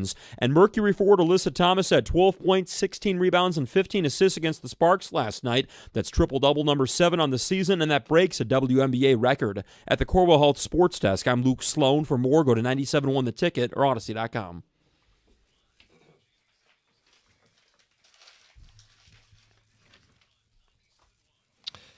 Yeah, John, unfortunately, your participation in this topic has tarnished your reputation. Oh, well, okay. Ticket Texter says, I thought John was a man's man. The T-Swift defending, wanting to golf with your wife over your boys, it ruined all of it. WTF. Ha! Okay, if you're going to get on me about wanting to golf with my wife, then F you. I mean, seriously, people. Does loving your wife make you less of a man? That got Tom's attention. Careful over there, man. I didn't say the actual words. Hey, good. We're clear. We're Yeah. fine. He said worse. I probably have. But like, I just don't understand. Like, this impacts my life zero amount. And so if I've got a great love story with my wife, and it somewhat reminds me, like, when you hear and you see stories like this, if it can't remind you of something like that Twitch comment that I said, I get it if you're unhappy, and this makes you even more unhappy because it shines a light on somebody that found love or found happiness in a partner. I understand that's human nature. But I look at it as I met my wife late in life after a relationship that didn't work out. And both of them have been in that position. They've never been married, but they've had relationships that didn't work out. Now they found one that is. And I hope it lasts. I hope it's one that can handle the pressures of being a famous couple. Yeah, I just think it's this weird, like, misunderstanding. Like, it's a positive story. It's sports meets pop culture. It's everywhere in the news. What we do here is sports meets pop culture. We have the conversations that people are having all over. I was out to dinner last night, table over from us. What do you think they were talking about? It wasn't the Tigers and the Sacramento A's. It was Taylor Swift and Travis Kelce. I think it's okay if you're like, it's just not my story. What we're really confused by and what we've been taking phone calls on are the people who are like viscerally angry, mad that this story gets airtime. Because she's in their space.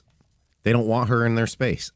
They can't who cares about the 7 seconds that you referred to, or they, I think that the tiredness of the Chiefs is in play here a little bit. I think there's some of that. And Kelce is not maybe the most liked guy. Some people think he's a DB. Sure.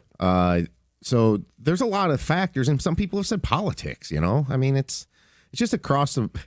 Yeah, but I would say this. Okay, it's where we're at right now. You have to be on one side or the other on everything. You can't just let something pass by in life anymore. Everybody's got to be either way over here or way over here. It's like what cable news has done to society. Yeah, but it doesn't have to be. And I'll give you an example. So she endorsed Kamala. So, okay, I can't like her. Trump yesterday goes, I wish him well. Like, this is a happy story. There's nothing to be negative about here. And politics doesn't have to play into everything. I know. But that's where we're at right now. That's what social media has done. They divided people. Everybody's got to be over here, over here. It's like... Well, I think that's a lot of people that are on social media. Not everybody's on social media. And not everybody that is on social media has to feel offended by everything. Just ignore it. Yeah. And a majority of people do. All right, one thing I'd like to see them do, though, is show her when things go bad. Like when Devontae Smith caught the game-clinching Super Bowl touchdown, that sealed that game. If there was any comeback, that game was over then. Show her. Yeah. You said she's invading people's spaces. As Sean the Mailman puts it, iron my shirt. So there's plenty of that on the ticket text today. You guys are in the minority. NFL fans are sick and tired, all caps, of Taylor and Travis. Keep the garbage, pop culture, politics out of football. I get keeping politics out of football. It's not political to show. It's not. Anyway. We have a bunch of texts. I'd rather get to the calls. Let's go to Ken and Howell. Ken, good morning. Good morning, gentlemen, and go blue. Go blue. I wanted to just say, someone asked what's the difference between Brady and Giselle. They didn't, the NFL used Taylor Swift and that whole story. They were trying to make the whole season out of their relationship, and they post Taylor Swift 20 times a game and looking at her reaction and making comments. And then, nobody knows Giselle's political comments. Right? Taylor Swift got on TV. She made political comments, and I really don't care which political party she's a part of, but it's going to affect how people feel about her. And it's just when you constantly see it, and then having this whole relationship pushed through the NFL, trying to boost sales, trying to get those fans. I mean, you just say, you know what, I don't want to see that during a football game. I just want to watch the game and enjoy. But my point is, they only show her when the game's not being played. They show her during all the abundant stoppages that happen. Any plays. Yeah, and no offense to Giselle, you got Giselle and Taylor Swift. Like, Taylor Swift is a much bigger star than Giselle. Yeah, and she known was worldwide. I mean, so was Giselle. I mean, yes, she was a supermodel. She was the number one supermodel for a long time. Like, her time is I understand, past. but this is Taylor Swift. I mean, for you. Well, I just think objectively. Not to me. I actually know probably more about Giselle than I know about Taylor Swift. But I'm saying Taylor Swift is the biggest superstar in the entire world. Everybody knows who she is. Yeah. Not everybody at the time would have known who Giselle is. I'm being serious. And then it's different with social media. Social media wasn't necessarily as big with Giselle. I mean, it's just different. If you have the biggest superstar in the world at your arena, you better bet she's going to be on TV, and you're going to make interesting comments about her. And by the way, she's embracing football. She doesn't go there and play on her phone the whole time. They show her with emotional reactions to swings in the game. She's talked about how she didn't know anything about football, and now she learns coverages. We should want more people liking the thing we like. Right. She's going to be the DC of the Chiefs when Spags retires. Right. She's going to be calling corner blitzes. And by the way, let's not make it like Giselle was not shown on television either. Correct. Oh, no, she was. No, one of her famous things was when they lost, I believe.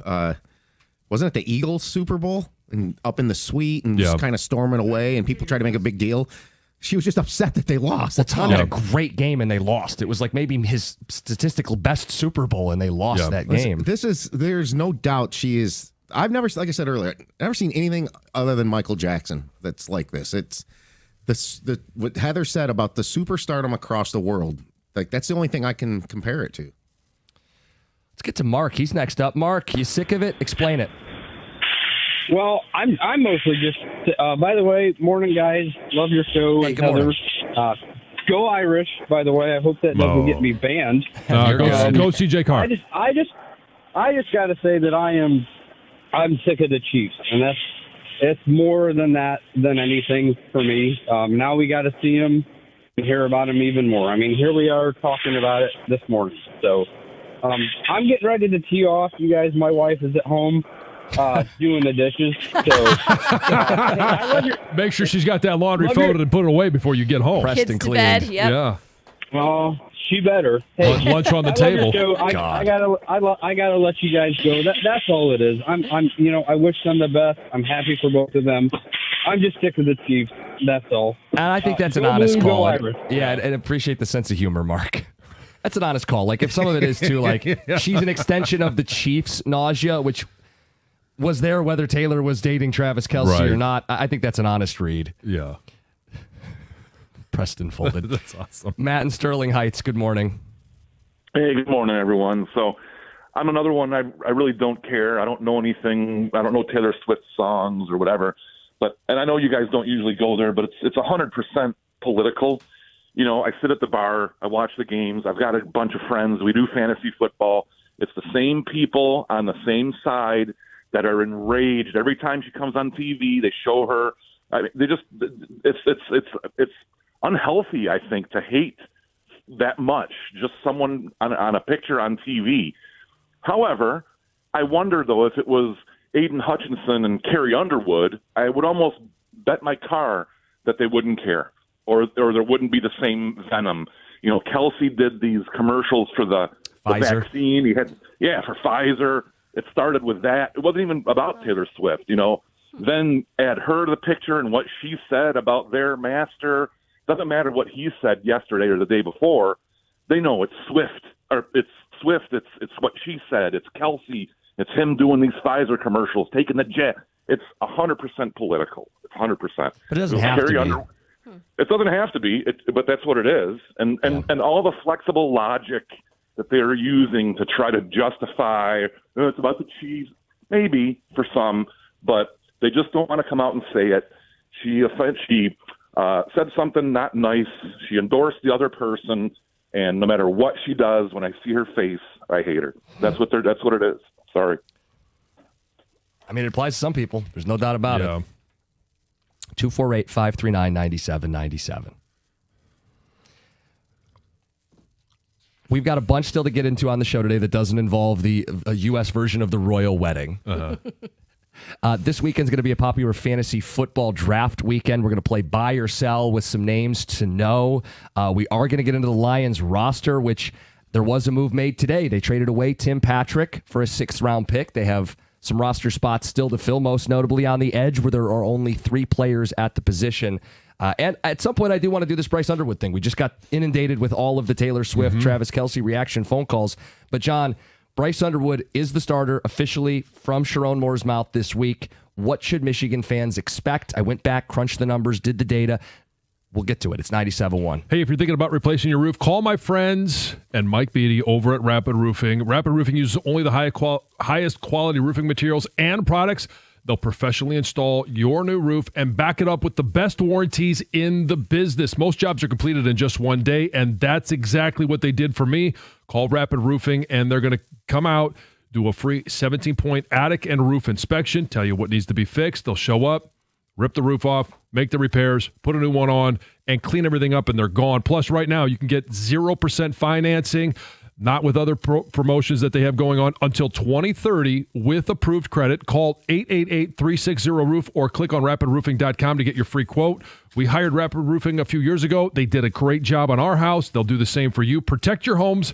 Protect your family's home like I did and restore your peace of mind. That number again, 888-360-ROOF or on the web at rapidroofing.com.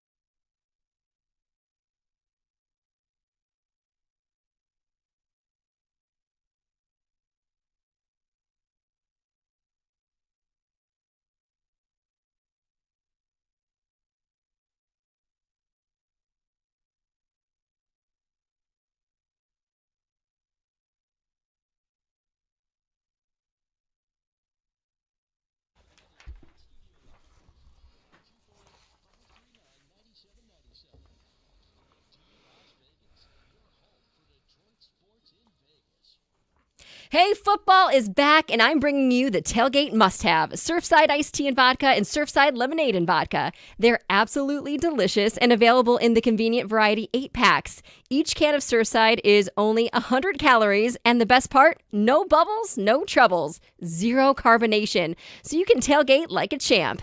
Ask for it at your local bars and stores. Must be 21. Please drink responsibly.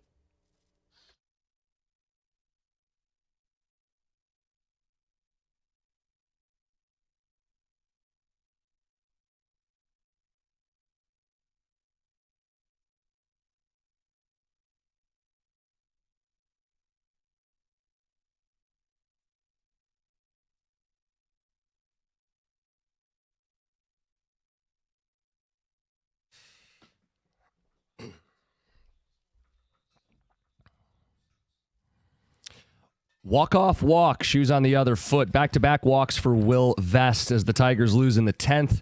Back-to-back losses to the A's. 3 straight for Detroit. After the game, A.J. Hinch saying we can't take it as an excuse that it's, quote, just the game. He said we created our own mess and we paid for it. You can't make those mistakes and expect to win at this level. Some of those are on the scoreboard and some aren't. Frustrating night. We didn't do anything to win. So he didn't mince words, John. No, nor should he. Like it's... I get it. It's a West Coast trip. It's late in the day for anybody that's on an East Coast time clock of their body. I don't care. Like, you can't be making the mistakes that they made last night, but you're also going to have games where that happens. Yeah. You don't want them to happen in, late August, September. Certainly don't want them to happen in October. And I think AJ sent it a message. He said setting a tone. Biggest thing is figuring out who your number 2 is, because Charlie Morton gave up 5 runs in 5 innings. That's the goal for September, the number 1 goal. Mm-hmm. And in doing that, you will lock up your division and a top 2 seed and all the good stuff. That sounds about right to me. All right, let's do it. John, Monday, you and I were sitting out at the golf course, and we knew that Sharon Moore was going to announce Bryce Underwood would be the starting quarterback. Mm-hmm. Later in the day, he did. You were off yesterday. I was doing some deep dives. Some of it was for Cash the Ticket. Evan Jenkins started diving back in the history of 5-star freshman quarterbacks. And a lot of these guys just don't play. So I wanted to find guys who did play to give you kind of a barometer for Bryce Young, to set a profile and a bar for Bryce Underwood in his first season. So I went back the last 10 years and I found 8 quarterbacks who were 5-star guys who played most of their first season. They are DJ Lagway, Dylan Raiola, Dante Moore, Caleb Williams, Trevor Lawrence, JT Daniels, Jacob Eason, and Josh Rosen. Okay. The average was 17 touchdowns and 8 to 9 interceptions. I wanted to focus on the most recent 3 because I think they offer us the best comparison. DJ Lagway played high-level high school ball in Texas. He's 245 pounds. Bigger profile, bulky quarterback, athlete, kind of like Bryce. Mm-hmm. Last year, Lagway had 12 touchdowns, 9 picks, and 1,900 passing yards. Dylan Raiola, Big Ten comparison, right? Last year, true freshman, 13 touchdowns, 11 picks, 2,800 yards. And Dante Moore, I think, is a good comparison because he played high school football in the state of Michigan, right? And that's the question about competition and measuring who Bryce Underwood was playing against. Dante Moore had 0 300-yard games, 3 multi-interception games, and struggled. What were his total numbers, though? I will pull them up, but they were not that impressive in his first season. So Dante Moore's first season of college football at UCLA, 11 touchdowns, 9 picks. So you're kind of expecting Bryce Underwood to have 13, 14 touchdowns, 9 to 10 interceptions. Yeah. What do you make of that bar? It sounds about right for a freshman. And you're talking about a freshman playing at one of the Power 4 schools. You could make an argument about UCLA, right? Yeah, whatever. But the power conference. It's a power conference. And so what's different? And you could say the easy answer is everything. The speed and the speed of recognition, of processing, and the speed of the defense. The complexity of the defense, the complexity of the offense. There's so much that goes into that position and making the transition from high school football to big-time college football. Right. This isn't Howell High. He's going to make mistakes. And I think that's what people need to understand. There are going to be moments, and we saw it with Raiola, Lagway, and a little bit with DJ, with Dante Moore, where it's, wow, that was really impressive. There's also going to be moments, because we're going to be comparing him to guys that have been playing college football for 3, 4, 5 years, 7 or 8 years in some cases. Yeah, I know. Where you're like, what in the hell was he thinking? And then it's going to hit your mind that, well, he just turned 18 and he is a freshman. Like, there's going to be freshman moments. The one thing that, and having been able to see practices and watch from his very first practice in spring ball, watching the spring game, to the first couple of practices of fall camp, and now what I'm seeing in the last week, he is a student of the game. Now, I don't know Lagway, Raiola, or Moore. I don't know them at all. I haven't seen them practice. Yeah. So I've got nothing to compare it to. But Bryce Underwood, from the moment he stepped on campus, has been just a football nerd. Watching film and trying to get the guys together for 7-on-7, doing everything he can to give himself an advantage his freshman season. Yeah. Having said all that, there's going to be things that he sees, even against New Mexico, he's never seen before. There's no substitute for actual live reps. For speed, like the speed that New Mexico plays with, he will never have seen that in his life. Defensive looks, just the environment of 111,000 people, or however many is there for New Mexico. Ish. You guys will sell it out, right? Yeah. Well, it'll be sold out, yeah, but whether they show up or not, that's the other. But then either way, trips to Norman, to Nebraska, and to Southern Cal in the first half of the season are going to provide him some hostile environments, loud crowds, travel, all of it involved. And John, I think it's important that you keep the expectations in check. I don't know what Michigan fans expect, 248-539-9797, but the three most recent five-star quarterbacks that played right away threw like one or two more interceptions than they did, or one or two more touchdowns than they did interceptions. So for Bryce, set the bar, 13 touchdowns, 10 picks, 9-10 picks, and probably a couple costly ones. He's probably going to cost them a game or two this season. But because when are some of those most confusing moments going to happen? Toughest games. And not only that, but when the game is on the line. Yes. And I'm not sitting here and saying he's going to cost them every time, but there's going to be good times. There's going to be tough times.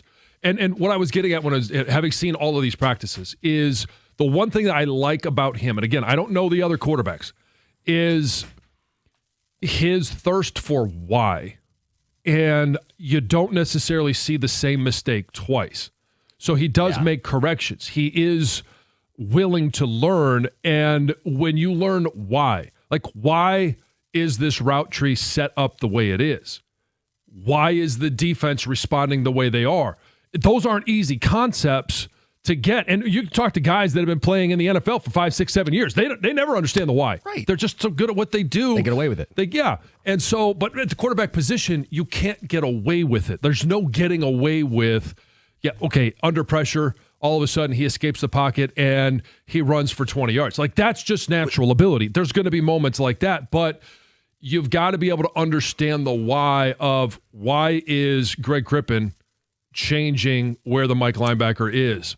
Why is this guy coming unblocked? And do I even know that he's coming unblocked? Well, and look, there's going to be a play where protection breaks down and free rusher comes through, and he might break one of those tackles because he's like physically more developed than your typical 18-year-old. But there's going to be plays where he just can't overcome what is going to be a steep learning curve. Yeah. I think this ticket texter puts it well. My expectation for Bryce is to be a game manager with flashes of greatness. Nothing more or nothing less from a true freshman quarterback. And that's going to be on Chip Lindsey, the new offensive coordinator, and Sherrone Moore to make that his role this year. That's not the role that you eventually want him to be. You want him to be the guy that you go, okay, go win us the game.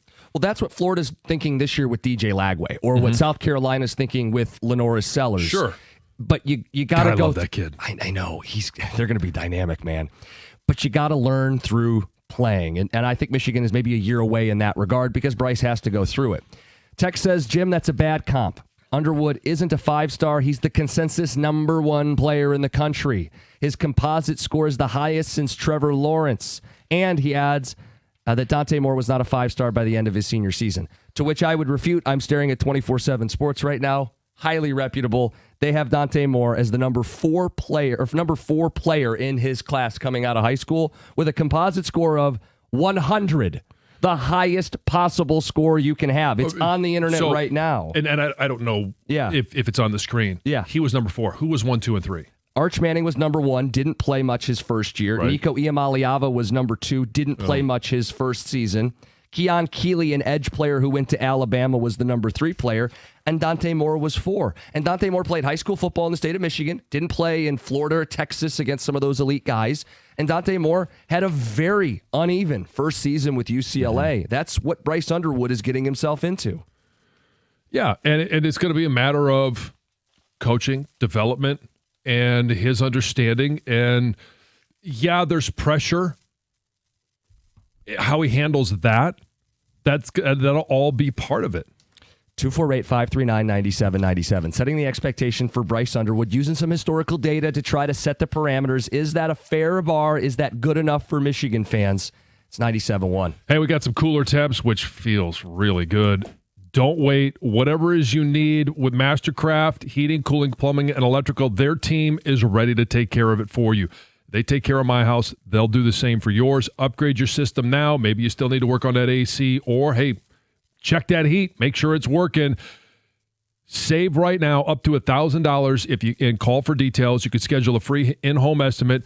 They also offer same-day service. So no matter what it is, any 4 of those things, they'll take care of you. You just have to call before noon. To find more information, you can find it on the web at mastercraftheating.com. That's mastercraftheating.com.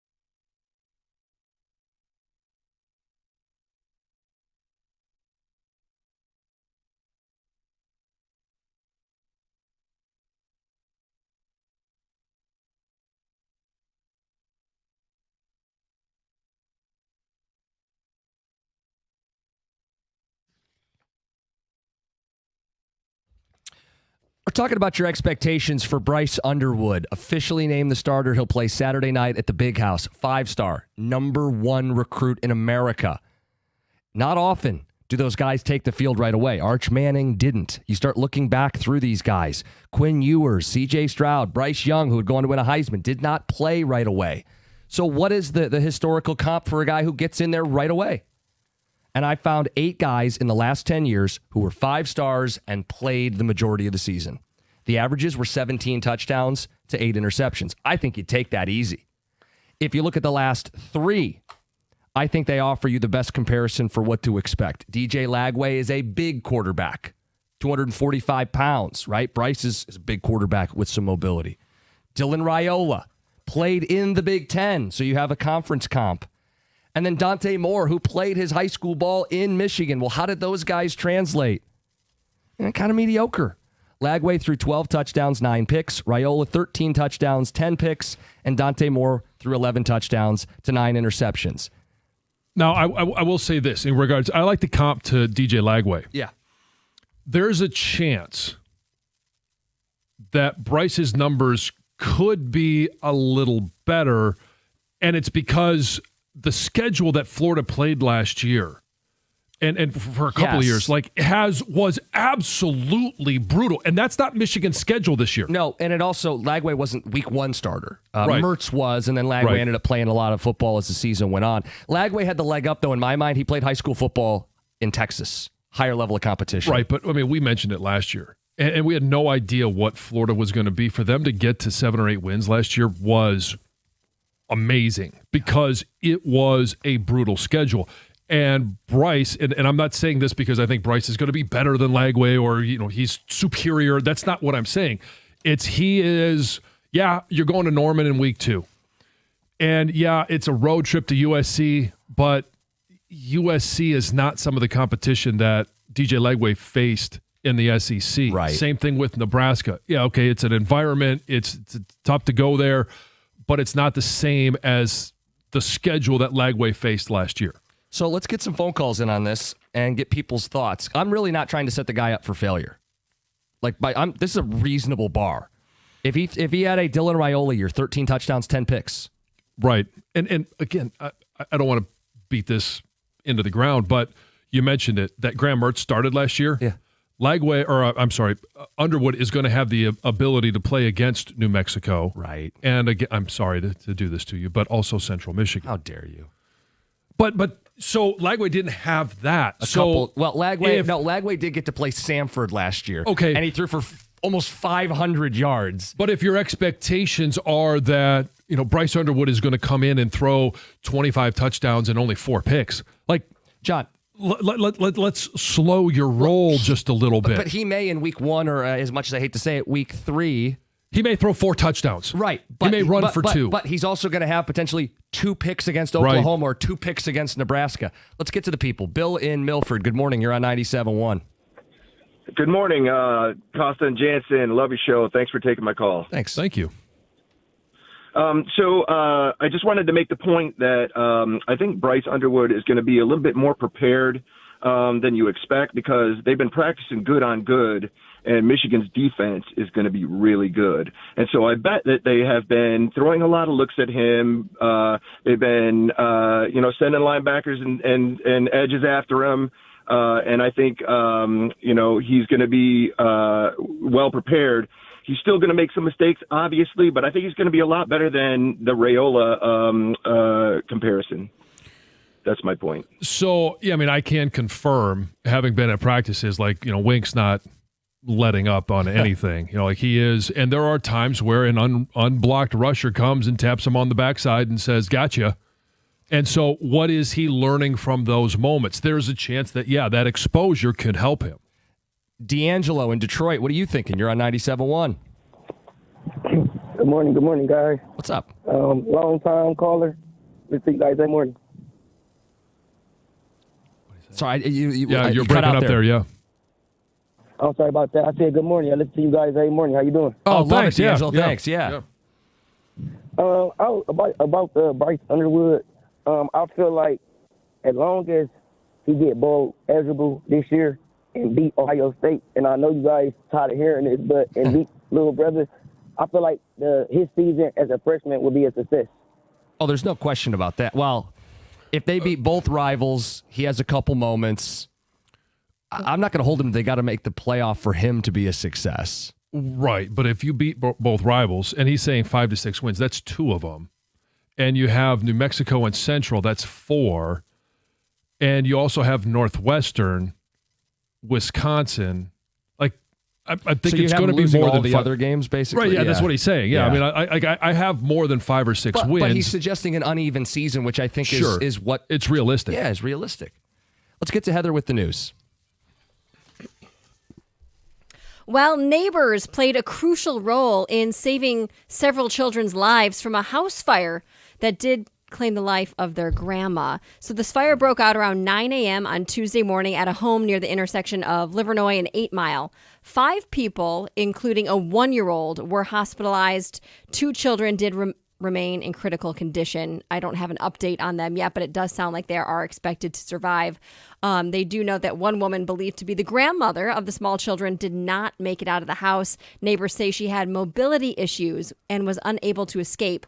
But really what it comes down to, firefighters arrived in just 4 minutes. It did not take them long to arrive once the call went in. But during those 4 minutes, neighbors stepped in and really helped save the lives of a majority of those in that house. One neighbor helped to get the little 1-year-old out of a window. Another performed chest compressions because the child was not breathing. One man crawled through the smoke till he was able to get to a child. They really jumped in to help this family. The cause of the fire remains under investigation.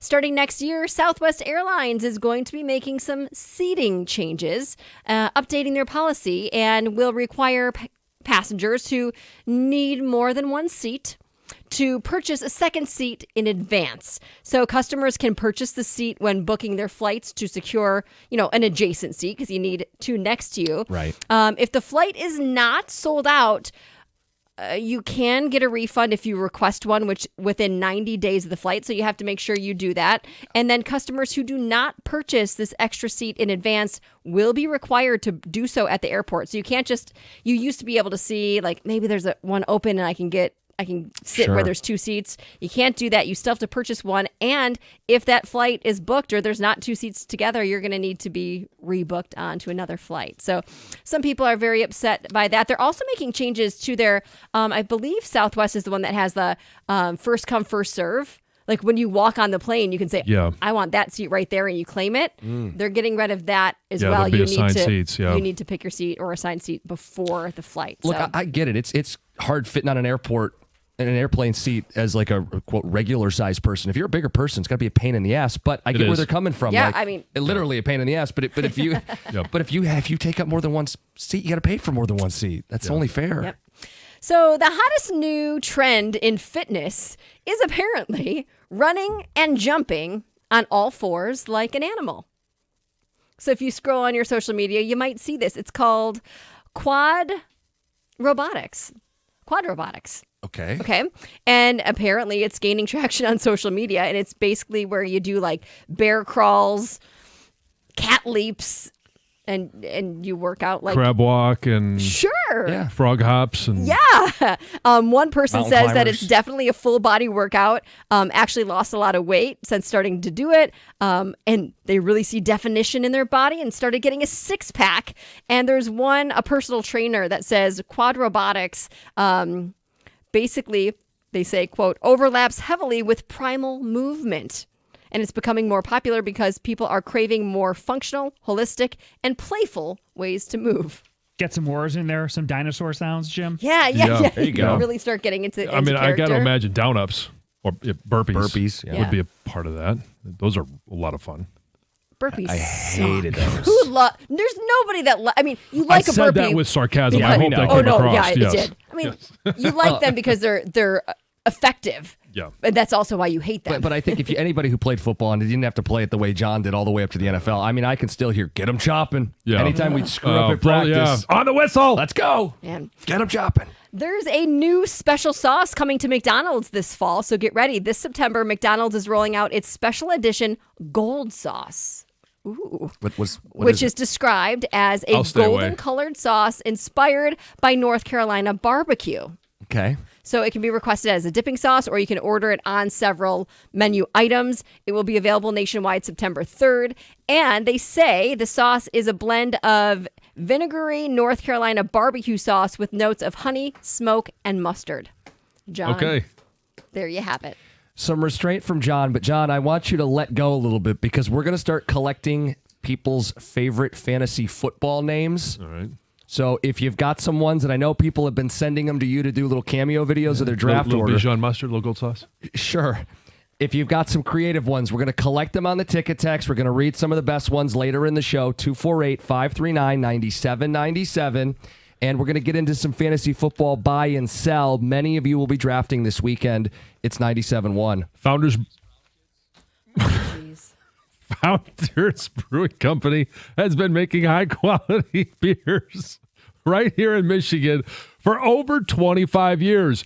With a focus on using the highest quality ingredients, you can always count on Founders to deliver extraordinary quality in everything they release. With that dedication in mind, their all-day IPA is crafted for every and any moment. It's easy drinking, refreshing, and flavorful. All-day IPA is the kind of IPA that's never out of place. So just think all the great moments that we've got coming up this fall. We got tailgating, grilling, hitting the beach. Maybe you're not hitting the beach, but you're getting on the boat. Doesn't matter. You could just be kicking back. It's smooth, full of flavor, and endlessly crushable. It goes where the good times are.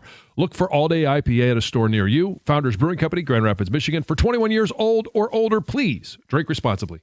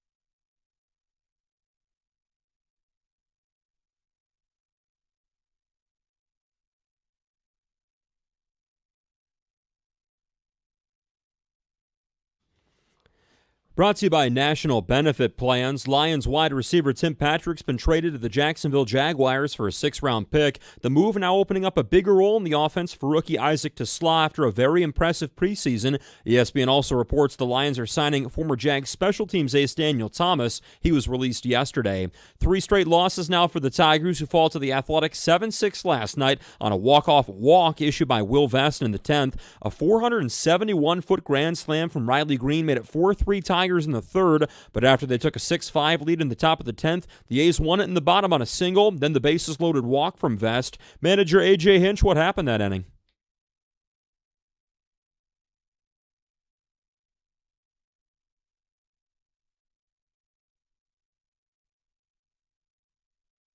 It's been pure domination for the A's over the Tigers lately since 2015. The Tigers 17-42 against them. They look to avoid a sweep tonight. Cardinals first baseman Wilson Contreras has been given a 6-game suspension after his dramatic ejection Monday night against the Pirates in St. Louis. Contreras had to be held back by multiple coaches before throwing a bat toward the field, which ended up hitting a coach. And Taylor Swift and Travis Kelce's engagement, welcome news for the Chiefs as they look to get back to the mountaintop and win another Super Bowl this year. Since Swift and Kelce began dating in 2023, the Chiefs 39-2, 2 appearances in the big game, 32-9. That would have been impressive. 2 appearances in the big game, and of course that one Super Bowl title. At the Corwell Health Sports Desk, I'm Luke Sloan. For more, go to 97.1 The Ticket or Odyssey.com.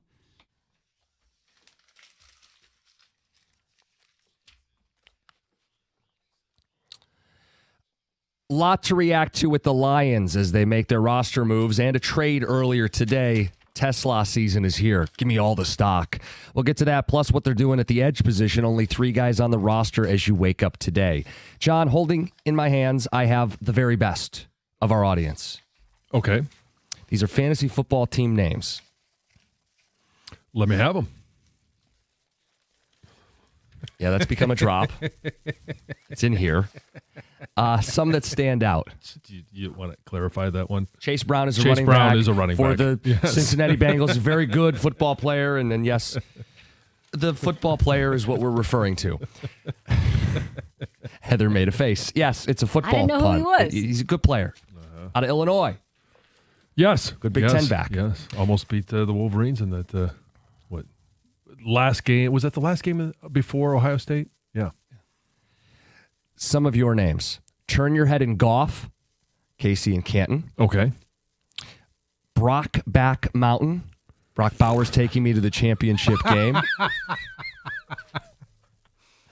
My Ball, Zach Ertz. JJ in Commerce. Ouch. Not to be confused with It Ertz to Pee.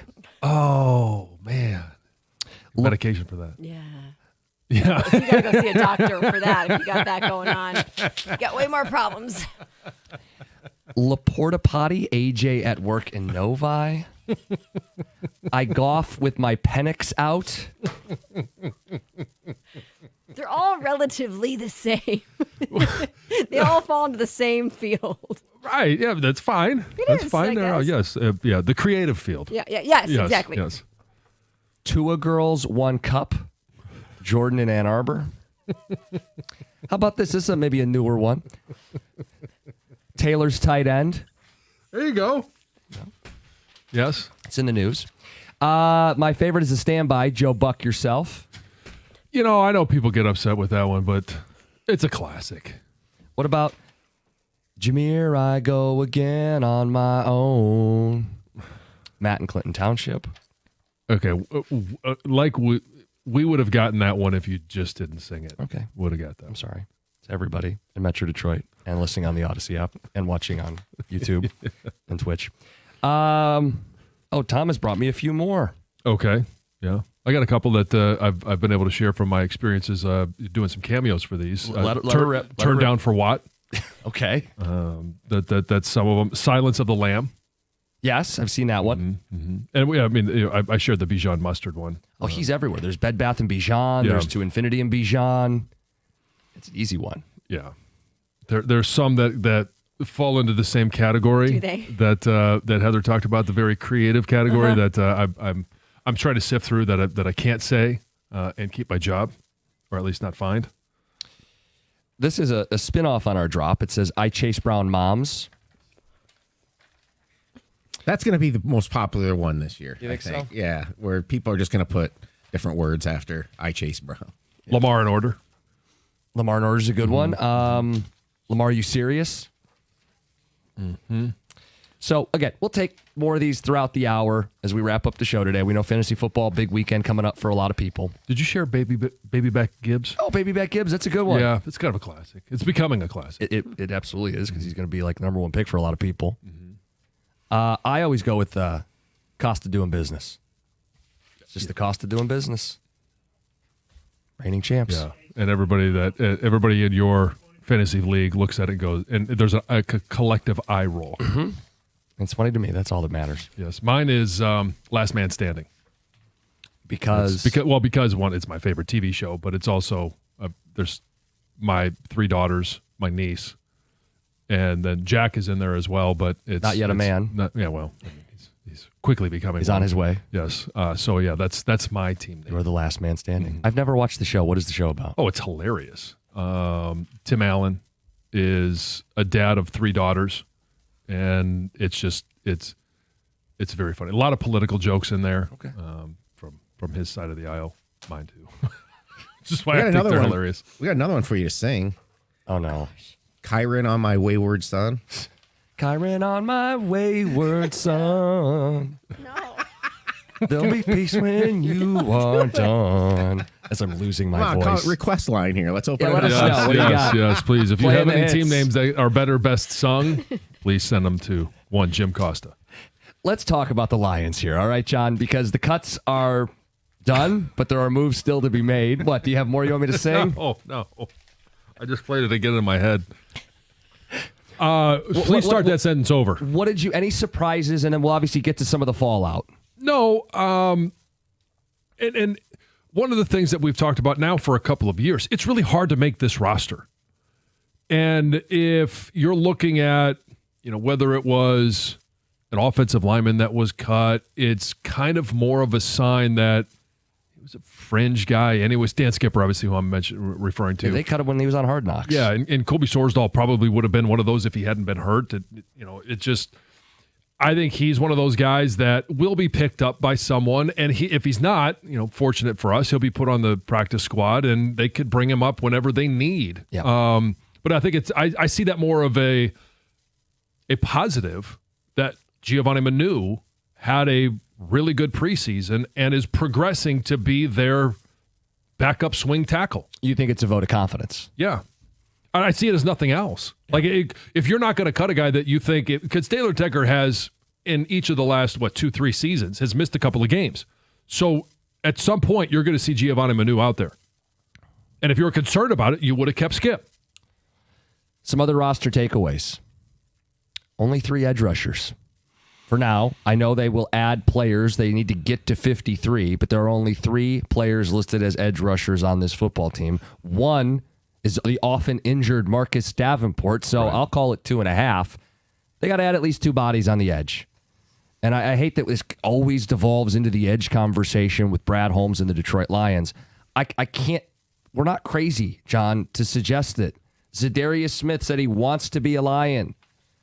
He wants to play. He's been ramping up. He's not trying to retire. What's the holdup? I think to this point, the holdup has been all on Zadarius. I've said that repeatedly, that it's been on Zadarius. He didn't want to be in camp. He wanted to wait till camp was over. Well, now camp is over. Cuts have all been made.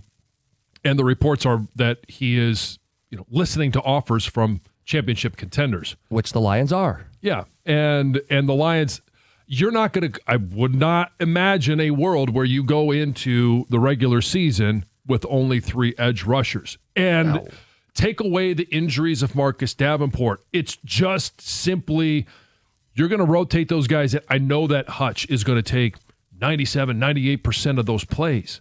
All right, well, you're still going to rotate guys on the other side. And if you want to keep Marcus Davenport healthy, you're not going to ask him to play 50 to 60 plays a game. So you still have to be able to go into the season with another, if not 2, edge defenders simply for depth and rotation. And maybe the biggest roster takeaway was the trade they made today Tim Patrick sent to Jacksonville for a 6th-round pick. If you thought the Tesla hype train was out of control before, he is cleared for takeoff. Yeah. Give me all the stock you can get. This guy is wide receiver 3 to start the season. Just like moving on from Skip and thinking that Manu is your backup swing tackle, you move on from Tim Patrick because of what you've seen in the preseason from Isaac to slot. You saw it on film. That's why Brad Holmes gave up draft capital and wanted him in this draft. You see it in the preseason games because he was able to get some very good reps. Now, he was wide receiver 1 in those games. He was the number 1 target. That's not going to be his role going into the season, but to know that you have him added in there with Amon-Ra St. Brown, J-Mo, Laporta, Gibbs, like that's a potent offense. That if you're Goff-proofing the offense, I know it was still question marks about the interior offensive line, but in terms of weapons that they've surrounded Goff with, I would argue that there's very few, if any, skilled positions that are better than what the Lions have. Maybe as good, but not better. Look, I think you're petrified about pressure up the middle. You're going to have to get the ball out quick. You're going to want to identify matchups. Well, the Lions are going to have mismatches everywhere because if you're not going to put a safety over J-Mo, I'm going to get him the ball. If you're not going to at least shade, bracket, account for Amon-Ra St. Brown, I'm going to find him every 3rd down. And that means Tesla is going to get favorable coverages. And if Goff can get the ball out quick because he identifies that mismatch pre-snap as a veteran quarterback, it can help with that young offensive line in the middle. Just imagine a world, and we'll see this soon, against Green Bay and then Chicago when Ben Johnson comes back for his homecoming, where you've got all 3 of those receivers and Laporta and Gibbs and maybe even Montgomery on the field all at the same time. Like how do you defend that? Well, you're not going to have all at the same time. That'd be 6 skill players. Okay, well, I mean, but yes, 5 of the 6 at take any a snap time from Montgomery. Yeah, yes, put J-Mo at quarterback. They like to throw the ball. You're baiting me into it. 248-539-9797. Your biggest takeaway. We'll get more on the edge rusher, Tesla, and all of it. It's 97.1. Hey, what's up, Detroit? It's your girl, Heather, and I'm always looking for ways to stay on top of my game. Well, listen, you know how much I rely on my phone for everything. That's why I got to tell you about this insane deal from Verizon that'll help you be your best self, too. We're talking a low price on the best 5G in Detroit. Seriously, whether I'm blasting my favorite tracks on the morning commute or snagging those last-minute tickets to the hottest new flick. Check this out. You can switch today and pay just $50 a month for a single line. You heard me right, $50 a month for the best 5G in Detroit when you bring your own phone on the unlimited welcome plan with autopay plus taxes and fees. That's a no-brainer, people. Visit your nearest Detroit Verizon store today to lock in this incredible deal.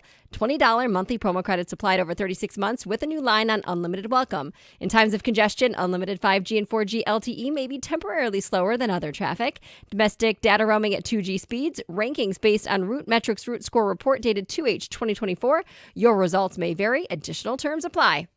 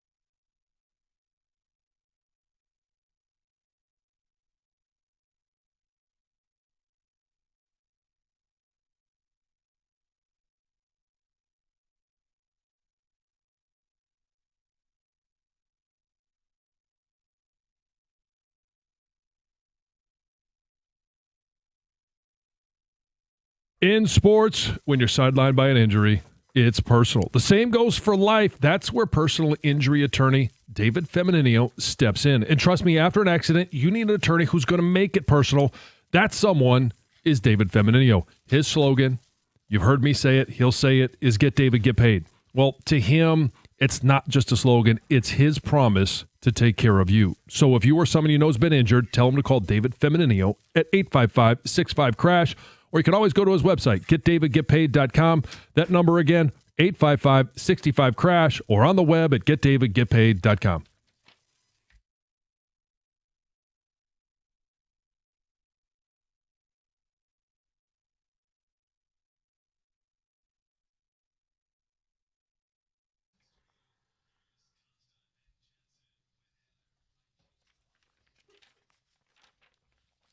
Chase Brown, the running back for the Cincinnati Bengals.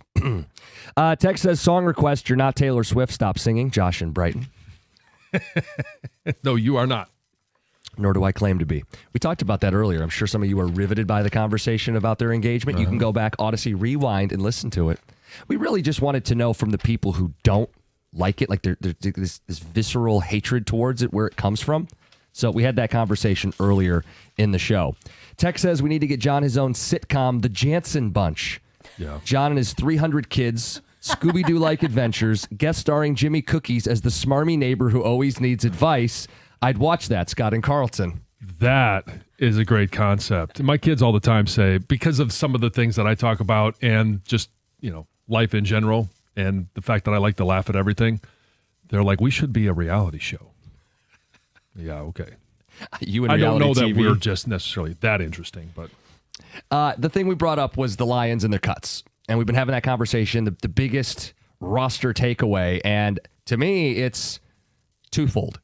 One, they only have 3 edge rushers right now, paging Zadarius Smith. Why is this not done yet? And 2, is Tesla cleared for takeoff? They trade Tim Patrick this morning, 7 a.m., and we all get giddy because the hype that we were seeing in training camp was validated by the team by clearing the room for Tesla to be wide receiver 3. The player that Brad Holmes loved in this draft, called him his favorite receiver, traded multiple thirds to get him. He's going to have him on the field a lot. Dan Campbell saying he's got to roll early in this season. John, the hype's real. He's 6'4", he runs a 4.4 40, and he's going to get solo single coverage. He's going to have a big role in this offense. That's a huge takeaway. It is. And, getting back to the edge rusher, the obvious is Zadarius. The less obvious is that they're waiting for some, cuts are done yesterday, that they are evaluating those bodies that are available to add to this roster. Now, nobody that was cut is going to be as effective as Zadarius. The other one, which kind of leaves you a little bit on the edge of your seat, and we saw it with Tim Patrick this morning. All right, you trade Tim Patrick to a team that needs a receiver, and you give up, or you get a little draft capital in return. Is there someone that's holding on to a guy like the Lions did with Tim Patrick? Yeah. That could be younger than Zadarius, and I don't want to say as effective because there's nobody that they're going to trade for and give up a 6th or even a 5th or somebody like that. But that is another possibility that they could trade for somebody on somebody else's roster. Maybe somebody has a plethora of edge defenders, and we think, okay, well, adding them, if they are counting on Marcus Davenport to be healthy, which seems like a risky proposition, that they could add some depth for a younger player that they believe they can continue to develop. Look, it's all on the table. They need to add multiple bodies. They're not yet at 53 guys. The Zadarius thing is just perplexing to me because they already did the vetting of him. They talked a lot about that process and Brad Holmes agonizing to get a deal done at the deadline.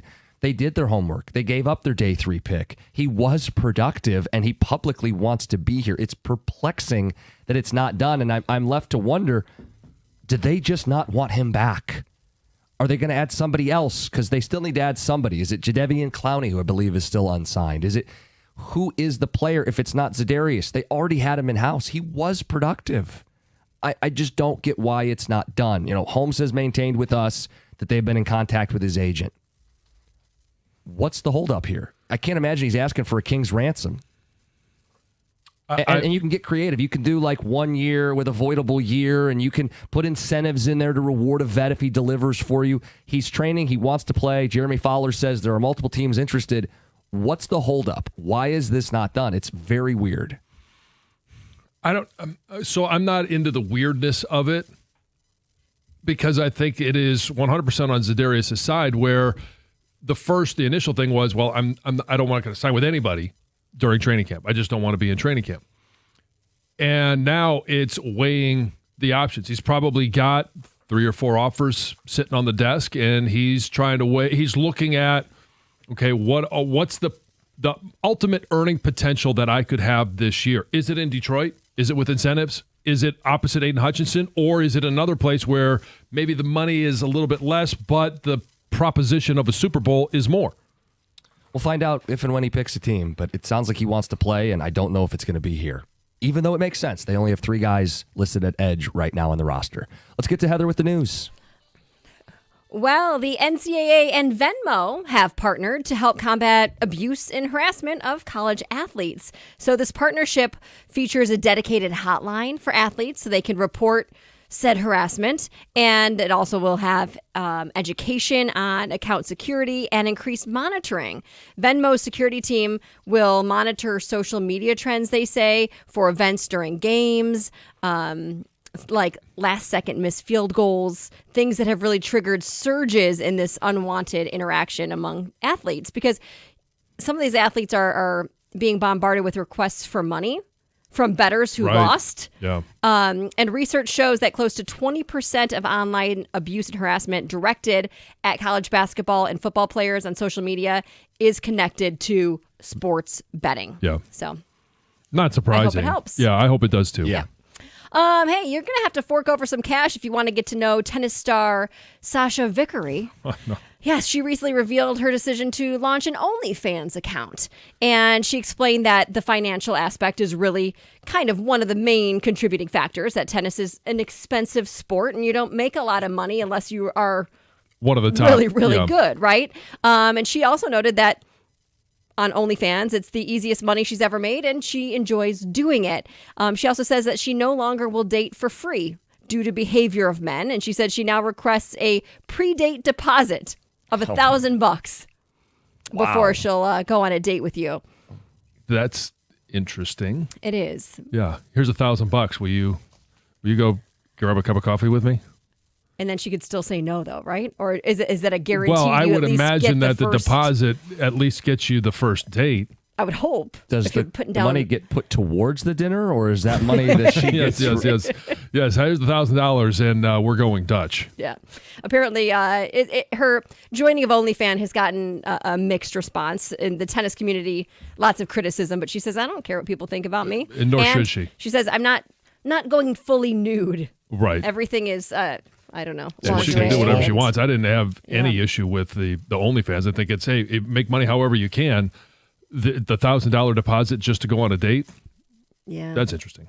Will Smith is being called out by his fans for allegedly using AI to make the crowds at his summer tour appear larger than they actually are. Have you seen this? No. That's weak. Yeah, so he recently kicked off this 2-month summer tour in July. It wraps up in September because he's like trying to make this comeback in the music industry, right? He released this full-length album 20 years later, and he's posted some videos on YouTube of the concerts, and these crowds are huge, and there's people, they're holding up their hands, they're doing the heart sign, and they're holding up signs. They're like, "You helped me through my cancer journey," and really "We love you so much," and everyone thinks it's AI generated, and people are just ripping him online for it. I don't know if it is or not. I did look at some of the video. I mean, it wasn't Can you tell? I didn't look close. I know you're like, they say like the hands sometimes in 6 AI, fingers. yeah, aren't like they just look kind of funky. I didn't look that closely. I mean, it definitely seemed a little far-fetched to me, the how much maybe Will Smith does have big fans that love him so much, but I didn't realize. So this has been a really tough month for Cracker Barrel enthusiasts. It really has. And I do have some great news for them. There is relief coming soon. Last night, Cracker Barrel announced that they were going to I guess you could say they're caving to everyone's complaints. They're doing the right thing. And they're going to scrap plans to replace their classic logo with, this less dated refresh. So they say, we thank our guests for sharing your voices and love for Cracker Barrel. We said we would listen, and we have. Our new logo is going away, and our old timer will remain. They went on and on and on, and then said, we look forward to welcoming you to our table soon. They did add, hey, it's great to see so much love for our tradition online. Now come in and give us your money, because business is really, that was part, they didn't say it flat out, but I think part of the refresh in the design was to kind of like spruce refresh, it up. right? Yeah. So people would come in because they're struggling. So it is interesting that everyone was up in arms about this redesign. But do they actually go there and eat? Well, yes, I don't get being offended, but it was just a boring rebrand. It was really bad. It made no sense to go away from. Let's just take out the old man in the barrel. Keep the old man. And just write Cracker Barrel. Yeah. Keep the cracker in the Cracker Barrel. Right? Why not? It was very much. If you're going to really rebrand it, rebrand it. You were just waiting for that one. So anyway, have no fear. It's Heather with the news. All right. Oh, boy. It's 97.1. Lions fans, it's time to roar louder than ever. The 2025 season is kicking off. The ultimate way to celebrate it is with 1800 Tequila, the world's most awarded tequila. It's back as the official tequila of our Detroit Lions. From pregame tailgates, you're mixing it up with postgame celebrations. Make 1800 Tequila part of it because it brings a smooth, bold flavor to every moment. You can sip it in a sideline margarita or enjoy it straight. Either way, you're raising your glass to a championship season. Make 1800 Tequila part of your game day lineup all season long. Victory never tasted so good. 1800 Tequila, official tequila of the Detroit Lions. Proximo, 1800tequila.com. Please drink responsibly.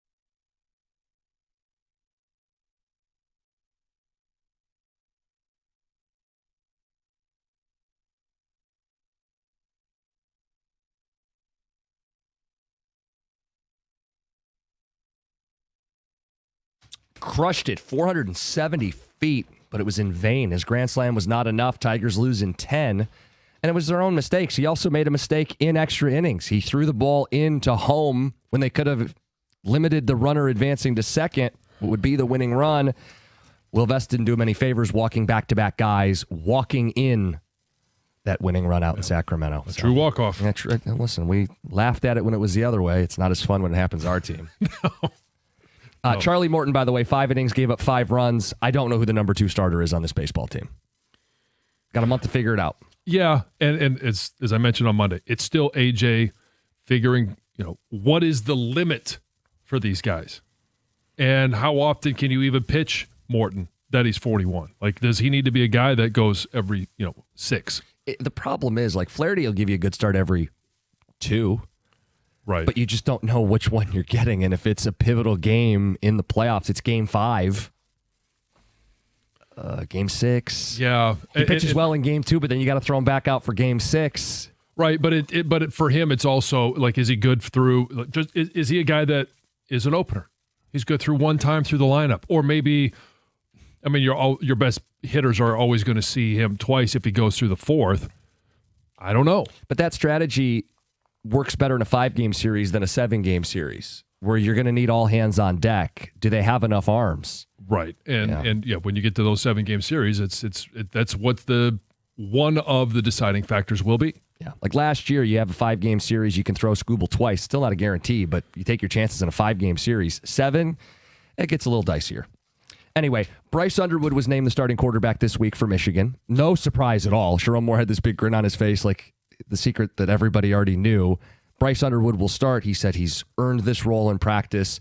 The expectations for Bryce Underwood, I think this is a conversation that Michigan fans should temper their expectations. When you have the number 1 player and there's a lot of buzz, he'll probably carve up New Mexico.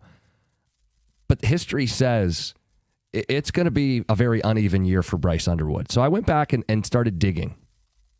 And you let me know if this bar is fair and if it's good enough for you as a Michigan fan. 248-539-9797. Bryce Underwood, true freshman, 5-star. In the last 10 years, we've only had 8 of those play the majority of the season. The average was 17 touchdowns, 8 interceptions. I think you take that running away because the last 3 have had very up and down. DJ Lagway, 12 touchdowns, 9 picks. Dylan Raiola, 13 touchdowns, 10 interceptions. And Dante Moore, 11 touchdowns, 9 picks. All were 5-star, all played the majority of their freshman season, and all of them struggled. And there are shades of Bryce Underwood in each of them. DJ Lagway is that bigger physical frame, right? More developed than your typical freshman, and he struggled. He had his flashes, but ultimately that's a pretty mediocre stat line. Dylan Raiola played in the Big Ten. He was a preeminent number 7 recruit in America, 99 composite score, not the 100 that Bryce was, but he played in the Big Ten, and it was uneven. And Dante Moore, I think, is an interesting comparison because he, like Bryce, played his high school ball in Michigan. Didn't play it in Florida or Texas, some of these recruiting hotbeds. And Dante Moore had a pretty rough first season with UCLA. All I say is I'm putting it out there so that we don't set this guy up for failure. Like, John, I think he's going to have a couple clunkers this year. And it doesn't diminish the prospect he is. It's necessary for him to go through that for Michigan to become the team they want to be. Yeah, and comparing some of the stats, I think Lagway is a good comparison. But some of it is not. Like Lagway was playing a very tough schedule. I know he had 3 touchdown passes against Samford last year, but for the most part, his biggest times came against LSU, came against Ole Miss, who was ranked number 9 at the time. Yeah. They played a much tougher schedule. Tennessee, it was a loss in OT. He was 9-17, 1 touchdown, 1 interception. Like his numbers are, I think, a little bit muted. Yeah. Because of the tough schedule that they played last year. Bryce's may appear a little better because he's going to start against New Mexico. And if things continue, he's going to start against Central. He'll start against Northwestern. Like some of these teams where he should be able to put up some numbers that are, beneficial to him. You didn't have those necessarily. And I mentioned the game against Samford. DJ Lagway didn't have those weak opponents. Right. And I think Bryce when he plays at Norman. I'm not expecting them to win that game. When they play at Nebraska, I put Nebraska in the playoff. I'm not expecting them to win that game. When they play at USC, I don't know. I just know West Coast swings were really tough for teams last year in the Big Ten, and that's going to be a hostile environment to play in. He may throw 2 picks in those games. He may have a fumble or a bad read, or he thought it was too high, and then it was cover 1 robber, and he put the ball in the middle of the field. Why would you do it? And we're going to be watching on TV with all the replays going, what a boneheaded mistake. Well, it's not Howell High out there. I mean, that's just going to be the reality for Bryce. Right, and we may all come out of this weekend if he goes against New Mexico and a brand new team with a new coaching staff, and he throws 4 touchdowns and no interceptions. Oh, wow. Yeah. Okay, break out the September Heisman, and then all of a sudden he plays in Norman, and does he have 1 touchdown, 2 interceptions? Like, it's a completely different. Like, that defense, Oklahoma last year, not a great team, not a great record. Defensively, they were still really good, and I expect them to be good to great defense this year. It's going to be a completely different situation. So let's hold off on all of the accolades after week 1. And look, week 2, he'd have a chance to make a hell of a statement because that's at night. It's in Norman. That's conservatively one of the 15 toughest places to play in college football. Yeah. I mean, they get after it down there. And it's a defensive head coach. So Venables is going to have a couple disguises, a few blitzes that he doesn't see coming. And if it doesn't get ID'd, look, Bryce is big enough to fight off and fight out of a sack, but to then reset and make a play down the field, it's just the game's going to be moving very quick for him. Here's what I've seen at practice from Bryce Underwood. He doesn't make the same mistake twice. He learns from things that he's doing, but there's always things like you can't simulate game speed. Yeah. What he saw last year in high school is going to be completely different. Even against New Mexico, they're going to be the best team that he has ever faced. And so it's the speed, it's everything involved, but he has, since he's shown up on campus, been a student of the game. Mm-hmm. He's done all the things to give himself an advantage. He was born with things that give him an advantage. It doesn't always translate to instant success. In fact, I think there are just Michigan fans who are very excited, and rightfully so. Yeah. You should be. And you can look at what they did last year and say, okay, with a more talented quarterback, should they be better? Answer is yes. But there's going to be plays that he makes where you're like, wow, that was exactly what you would expect from a number 1 overall recruit. There's going to be other plays where you're like, what were you looking at? And his desire to learn the why. That's where I'm impressed is, okay, why did I not see that blitz? What did I miss? Why was that linebacker there, and why didn't I see him? What's going on with this route? What's going on with the route tree? Let me ask you this question, too. Why do I look over here to draw those linebackers? Because you don't see a lot of quarterbacks in high school look off defenders. What's your read of the receiver room? Because that's going to be the other thing, is it just wasn't good enough last year. There wasn't enough separation. Some of that is maybe it's play design, but some of it's personnel. Like, John, how much success should we expect given who he's throwing the ball to? So, obviously, everybody's looking at Donovan McCulley, who's going to be wearing the number 1. He's a veteran player. In fact, he's the only one that's thrown a touchdown pass in Michigan Stadium on Michigan's roster right now. Used to be a quarterback, at Indiana. But he is a guy that can win 50-50 balls. He's a guy that can stretch the defense. You've got some other guys. Samaj Morgan has had a really good fall camp. He is probably wide receiver 2. Channing Goodwin it's remarkable to me, and I see it a little bit more up close than most other people. But when you see him take the field, he has absolutely transformed his body. His route running is so much crisper and so much better. He also now understands the why of what he's doing and how it impacts other receivers. So there's going to be a better wide receiving core. How much better? It remains to be seen. Got to go out there and prove it and show it.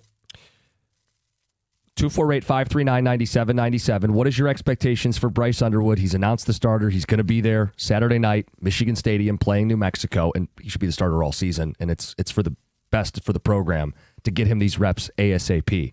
Could be a very special player. Just do you expect that right away? John, if I offered you 17 touchdowns, 8 picks, that was kind of the baseline over the last 10 years, would you take it? 17 touchdowns, 8 picks? 2 to 1? Sure. Yeah. Hell yeah, I'd take it.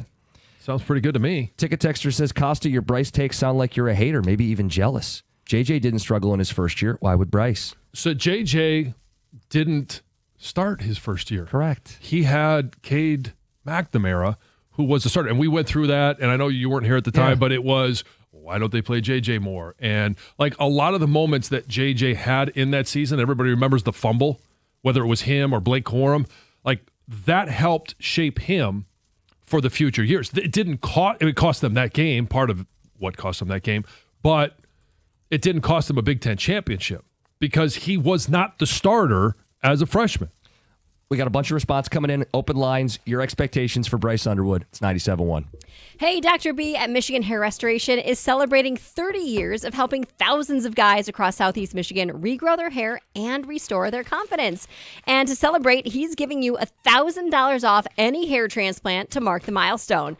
Now, Dr. B, you got to go meet him. He is a true pioneer, one of the first to use your own hair to stimulate new growth. What once seemed like science fiction is now changing lives right here in Michigan. And he believes in it so much, not only has he had the procedure himself, he performed it on his own son last week. So forget those outdated methods, no stitches, no staples, no embarrassing scars, just real results with hair you can run your fingers through. He offers the most advanced treatments, including natural therapies that keep improving, and he guarantees them all. So the sooner you go to see Dr. B, the more options you'll have. So book now at MichiganHairRestoration.com and mention 97.1 to unlock your exclusive $1,000 off before it's gone.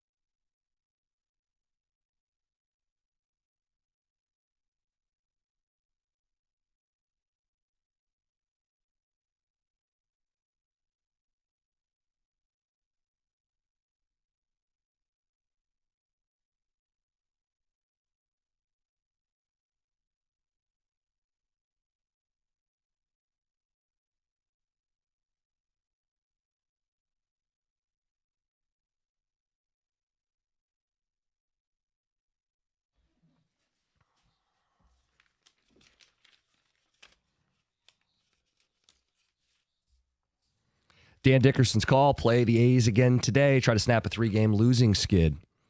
Some ticket text coming in on Bryce Underwood expectations. 15 touchdowns, 11 picks, 2,100 yards. That's the ceiling. Big unknowns are the play calling and the guys catching the passes. I would agree with those. I mean, Chip Lindsey, brand new offense coordinator. I like some of the concepts that I've seen. It's all about, some of it's the setup. And we won't know what he is as a play caller here at Michigan with this group of talent until we see him against New Mexico. Who did he work with at North Carolina? Was it Drake May? Drake May, and who was the running back that was just taken by the Chargers? Hampton. Yeah, Omarion Hampton. Yeah. Okay. And so he's been able to be a part of developing a really good quarterback and also managing an effective run game with Omarion Hampton, as well as throwing the ball with a dynamic quarterback. Tech says, I think Bryce is going to be the next Mahomes. I know it's a tall order, but I know this kid. He's extremely intelligent, and when it comes to being a quarterback, he's also a good kid, never got caught up in the popularity contest that goes on in high school. That's from Ryan. Sounds like someone that probably went to Belleville or knows people who went to Belleville. Okay, and I mean, you could set those expectations. They're I don't know how realistic they are, but he's not going to be Patrick Mahomes in year one. No. And we all hope that by year 3, he is everything that you're talking about in that text message. But there has to be some room for growth. So Mahomes' first season, he played 7 games at Texas Tech. He threw 16 touchdowns, 4 picks.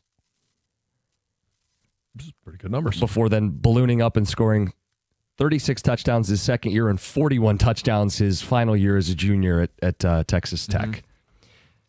I mean, it would be nice if he followed that progression. That would be terrific. That'd be great. And he has that potential, but I'm not going to sit there and say he's going to be the next Patrick Mahomes. Like, it's unfair to him. Like that's the only reason I bring this up is level setting with people. Like one ticket texter accuses us of already trying to make excuses for what could be a dreadful season for him. No, I'm not going that way either. I'm not going to say it's a dreadful season, or it could be. Like, he's a young quarterback. There's a learning curve. I don't expect him to come in and throw 35 touchdowns to 4 interceptions in year 1. When I was looking back at this, John, I told you there were 8 guys who were 5 stars who played right away in the last decade, last 10 years. The best of the bunch was Trevor Lawrence. He did come in and throw 30 touchdowns, 4 picks, won the national championship. That is the outlier. That's the extreme of what this is. But if I remember right, he didn't start off the year as the starter. Wasn't there? Kelly Bryant was the starter, and then when he was benched, he actually transferred. Yes, he went to Mizzou after. Right. And so, again, it's... Like, I would say the best case scenario was Lawrence. Caleb Williams was another example of a guy found 21 touchdowns, 4 picks. He didn't start right away, but he really did jolt Oklahoma back to life in his first season. But there were some ugly ones, like JT Daniels played right away. 14 touchdowns, 10 picks. And the 3 most recent examples, Dante Moore, Dylan Raiola, DJ Lagway, were very uneven freshman seasons. Yeah, so, I mean, there's certainly a ceiling that he can reach. He could be one of those guys. Mm-hmm. But I'm also not going to sit here and say he's 7 touchdowns and 15 interceptions. Like to me, that's ridiculous. That would be unacceptable. Where do you stand? Because we got this text also about how much money he's making and how that changes things in terms of people's patience and willingness to go through the growing pains. And people can have as much or as little patience as they want. I'm not going to tell you what to do. But does the money change it? It doesn't for me, because it doesn't change the fact that he's still 18 years old. He's still going from high school football to major college football. I don't care how much he is making at the time. And I know that there's a lot of people that does change it for him. But there's still development that's going to happen. And he's starting way ahead of where other quarterbacks start because of the gifts that he was born with. Big, fast, strong, tall, all that stuff. Yeah. Aiden Childs was a big-time recruit, not to the level of Bryce Underwood. Last year, Aiden Childs, I think it was 13 touchdowns, 10 picks. Like, it's kind of in line with like that first full year of Big Ten ball. And Michigan State fans were growing weary as the year went on. And he's got a big year this year to prove that he could build off of it. Mm-hmm. Like the Aiden Childs stat. Let me ask it that way. Would you take an Aiden Childs season? Aiden Childs last year was 13 touchdowns, 11 picks, and he threw them out of some games last season. If that's year 1 for Bryce Underwood, will Michigan fans keep a level head or not? Well, Like going back, Aiden Childs threw 2 picks in his first game. He threw 2 picks in his second game. He threw 3 picks at Boston College. Welcome to playing Big Ten ball, right? Yeah. And now the thought is he's going to be better for it. Now, who knows? But the thought is he'll be better for it. Right. Well, that's the thing about you are allowed to get better. Right. So we were trying to set the bar for Bryce Underwood. And I went back, Gator, and I looked at 8 guys, 5-star, played right away. The average was 17 touchdowns, 8 picks. I think you take it if you're a Michigan fan. Yeah, I think any program should. It's not like their quarterbacks in the recent past have lit it up at Michigan. So why would you expect this guy to do it when he doesn't have the group of receivers yet that looks like it's going to be formidable at this point? I mean, they may emerge that way, but right now it's, everybody's kind of starting together. It's going to take some time. I would expect it anyway that even though they have, aside from Oklahoma to start the season, they're going to have some easier opponents. I mean, if this is the way that I would run an offense, I'm running the football and I'm throwing it to the tight end. I'm not taking big chances yet. I'm trying to you need to establish what you need to establish, which is utilizing experienced offensive linemen to move the guys forward. So I would run the football more than I'd be throwing the football, but everybody likes to throw it. I said yesterday that I think this is the worst offense he will direct at Michigan. And the Michigan really being back to contending for national championship status, probably a year, maybe 2 years away, as far as really having a deep run. Yeah. I don't think they're in a position to concede anything at this point because he might be special. Like, it's so funny talking to people down there because I'm trying to come up with reasonable expectations. Because if the kid isn't all Big Ten his first year, it doesn't mean he's a bust. Right. And that's the way it's going to get treated because of some of the hype around it. And when I talk to people, they all kind of say the same thing. Hey, he's a freshman, he's young, but I got to tell you. Because every once in a while in practice, it's minimizing the freshman moments and maximizing the oh wow moments, which they're seeing plenty of. So, what's on the agenda today? Well, what is Brad cooking up? That's where we're going to open, and we got the college football live animal mascot NIL marching band thingy at 10:30. All right. They're next up. We are so back, baby. It's 97.1.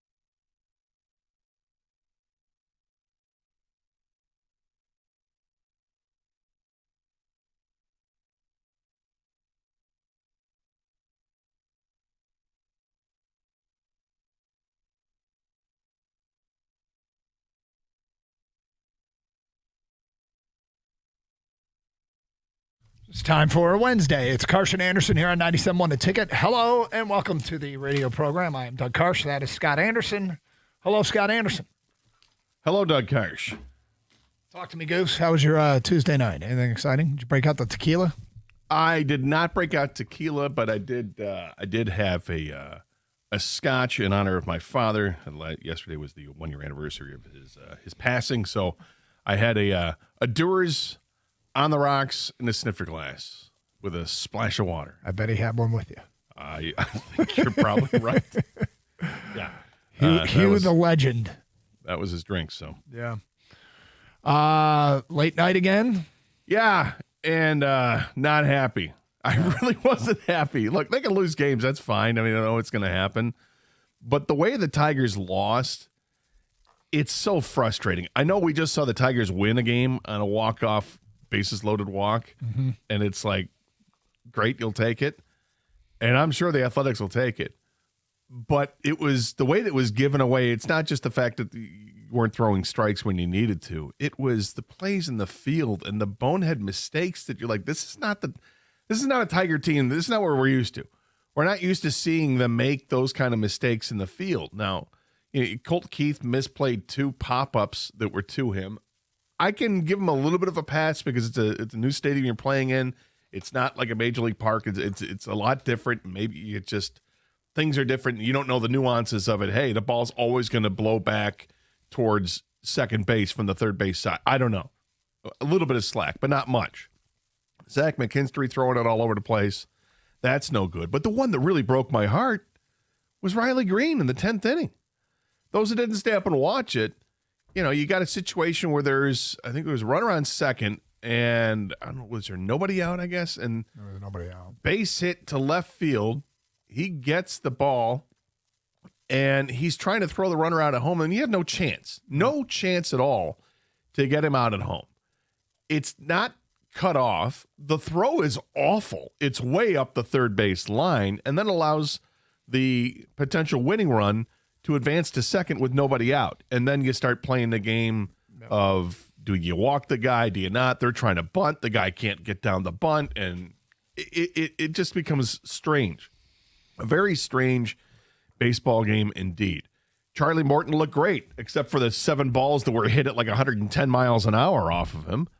But outside of that, he, it's the same. It's the exact same game we saw a couple Saturdays ago, where he struck out the 10 guys and had the 7 in a row or whatever, but he gave up like 5 runs in that game. It's crazy. It's crazy to have this kind of record, to be in this kind of position, and your pitching staff is still a work in progress. But it is what it is, and they've got a lot of time to figure it out. But it's not as much time as they used to have, and they got to figure something out. Yeah. I do feel like in baseball, if you have one horse that you can count on to win every time out, and you have more days off, you really do have a much better shot than you do if it were 7 games in 7 days, a series like that. But anyway, go ahead. I was just going to say, we'll get to it later. I'll just kind of do a little bit of a tease here. There is, I think, a situation that is potentially brewing with the Tigers that it's going to take a hard look from A.J. Hinch to decide what he really wants to do, because this could be a massive improvement for them. Could be. Is he willing to take that chance? Yeah. Okay, so here we go. Yesterday, the Lions cut the roster. They had to get down to 53. They went to 50. Yeah. And I felt like they cut everybody. Like everybody we debated. They're like, gone. What is Brad up to? Now, just to give a timeline here and talk about these cuts. Players get cut yesterday at 4 o'clock. It becomes official. Teams have then 20 hours to put in a waiver claim. What is a waiver claim? If a player is released from your team that's in their first, they're not a vested veteran. A vested veteran is a player that has played and been on the roster for 6 games in a season. They get a year's credit for it. If you've done that for 4 years and you get cut, you don't have to wait for waiver claims. You can just sign anywhere. So like a Tom Kennedy can just sign anywhere.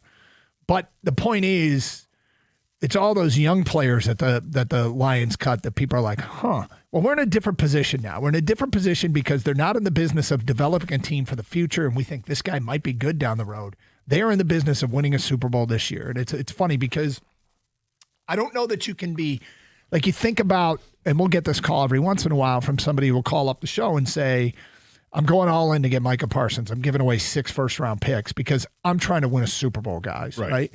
Well, an example of them acting like a team that's trying to win a Super Bowl is they're not using roster spots on developmental players anymore. You open up 3 spots on your roster for a reason. You open up 3 spots in your roster because you got veterans in mind that you want to go get. The question is who? The obvious one's Zadarius Smith. Like, hello, refresh. Is Zadarius Smith signed a contract with the Lions yet? And that seems like it's just been hanging out there for a long time and it hasn't happened yet. For whatever reason, is it Jadeveon Clowney? Is he who they're eyeing? Have they looked at the list of cuts before they made their cuts and said, oh my God, I can't believe player X has been released? And X, Y, and Z, right? The issue is the way waivers works is the worst team in the league. Basically, whoever had the number 1 pick in last year's draft that wasn't traded gets priority for every player that's on waivers. So that team is Tennessee. Tennessee is the first waiver claim. They can put in a waiver claim on every player that's been released, and they get that guy. But if they don't claim a guy, if like Tennessee wants, Bob Roberts, okay, and they put in a claim for Bob Roberts, they get Bob Roberts. But if they don't put in a claim for Bob Roberts, then it goes to Cleveland, who had the number 2 pick, and Cleveland can take Bob Roberts unless they don't put in a claim, and then it goes to number 3. Bob Roberts is really sliding. Bob Roberts can go to the Giants. If Bob Roberts slides all the way, nobody in the first 27 puts in a claim on Rob Roberts, Roberts, No, it's Rob. or Bob. Some call him Bob. His friends call him Bob. His real name's Robert Roberts. The Lions can get him at 28 if nobody else puts in a claim. It's hard to get good players to 28. I think he's after veterans. I think he's definitely after veterans if that's the case. But so I saw this line. It was the last line of an article on ESPN where they talked about all 32 teams and what the biggest move is left that they can make. Eric Woodyard covers the Lions for ESPN. And the last line is interesting. It says the Lions still have 3 roster spots remaining, which means they could be up to something big. Yeah. I think that's an irresponsible comment. Do you? Well, the word could is in there, right? So that gives you freedom to say, you don't like that, huh? No, I thought it was interesting. I'm like, well, it's interesting, but is it logical to think that really something big, it's irresponsible in that I think Lions fans automatically start thinking, ooh, Micah Parsons, or Zadarius Smith would be big. And I think that's did you see what Kang tweeted out? I did not. What did you say? They're holding the spot for Zadarius Smith, Micah Roberts, and Alex Bregman. I did see that, yeah. People like that one for some. I was just talking to Kenny about that. I really like that tweet. That's a good tweet. Kang's funny, people. But I think the reality is that they're saving these spots, and is Josh Pascal going to take one real soon when he's eligible to come back? How many of these spots are really spoken for already from guys that are on that roster? Is it possible that? I suppose you just wanted to see who's going to clear the waiver wire, and maybe it's just guys you're going to put on the practice squad that were bubble guys, but definitely want on the practice squad, but bubble guys for the 53. Well, now you got the spot, so it's no longer a bubble. You're on the roster. I don't want to set myself up thinking it's going to be something massive. And yet this morning I find out the Lions made a trade with Jacksonville. Or was it Jacksonville? Yeah, it was Jacksonville. They traded safe. No, they didn't. They got a 6th-round pick for Tim Patrick, and then in a non-corresponding move, they got a free agent from Jacksonville, a safety. So they traded Tim Patrick, like I'm sure people heard, they traded Tim Patrick to Jacksonville for a 6th-round pick. So now we got to talk about the Tesla hype because this just kind of confirms. That train's going to be immediately off the rails. I put a small wager down on Tesla winning Offensive Rookie of the Year because of this move. very small. I only make very small wagers. It works well for me. It does work well for you. But the point is, so that opened up a roster spot, but then they filled it by getting one of the vested veterans. They signed a free agent who had been released by Jacksonville, the safety. Yeah, but all that does is fill up the 50th spot. It's There's back still to 3 50. spots There's open. back to 50. Yeah, so, I mean, my thing, I said before, I think they're signing Zadarius Smith. I think it makes too much sense. The fact they have 3 roster spots open, now you can go ahead and give him the money that he may want or close to that he wants, and then the other 2 spots can be filled by, practice squad guys that were bubble guys to make the roster to begin with. What are they going to do? I don't think this means they're going to be trading for somebody of significant substance. I think what this means is another tenant. You know they get something big. Well, I think Zadarius Smith might be big enough. But the other thing is, I've always held that if you're going to be patient through free agency, you're going to get some hidden gems at the end. Yeah. And maybe that's what's happened here, too, because there are still some free agents out there that did not sign with teams that are like Zadarius Smith that are just sitting back and waiting. And now the Lions, we got 3 spots. We can go get those. And, oh, by the way, we do have cap space. We can add and repopulate with more veterans, which is remember this. Yeah, remember this, because last year, the vested veteran they signed at this time of year was Tim Patrick. And he helped them. Yeah. He helped them go 15-2. We can't agree whether it's something big, something small. We can agree.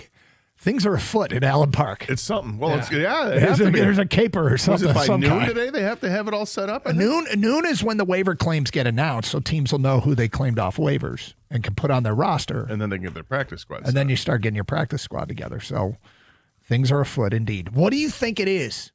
People, let's go. What is Brad cooking up? And are you happy about it? Are you more mad because Ahmed Hassanin now might not be here? Jackson Meeks might now not be here. Keith Cooper might not be here. 248-539-9797. Got the college football questions at 10:30 for the first time this year. It's 97.1 The Ticket. All right, you guys know which car dealer I love. It's Sarah Chevrolet of Southfield, because they give you real honest pricing and the best deals around. I'm talking about no gimmicks, no surprises. It's just straight up amazing offers. And right now, how about these offers? A 2025 Equinox EV is only $999 down and just $159 a month. If you're more of a truck person, get behind the wheel of a 2025 Silverado 2FL. Again, just $999 down, but only $229 a month. Only $229 a month for a truck. Now, here's the best part.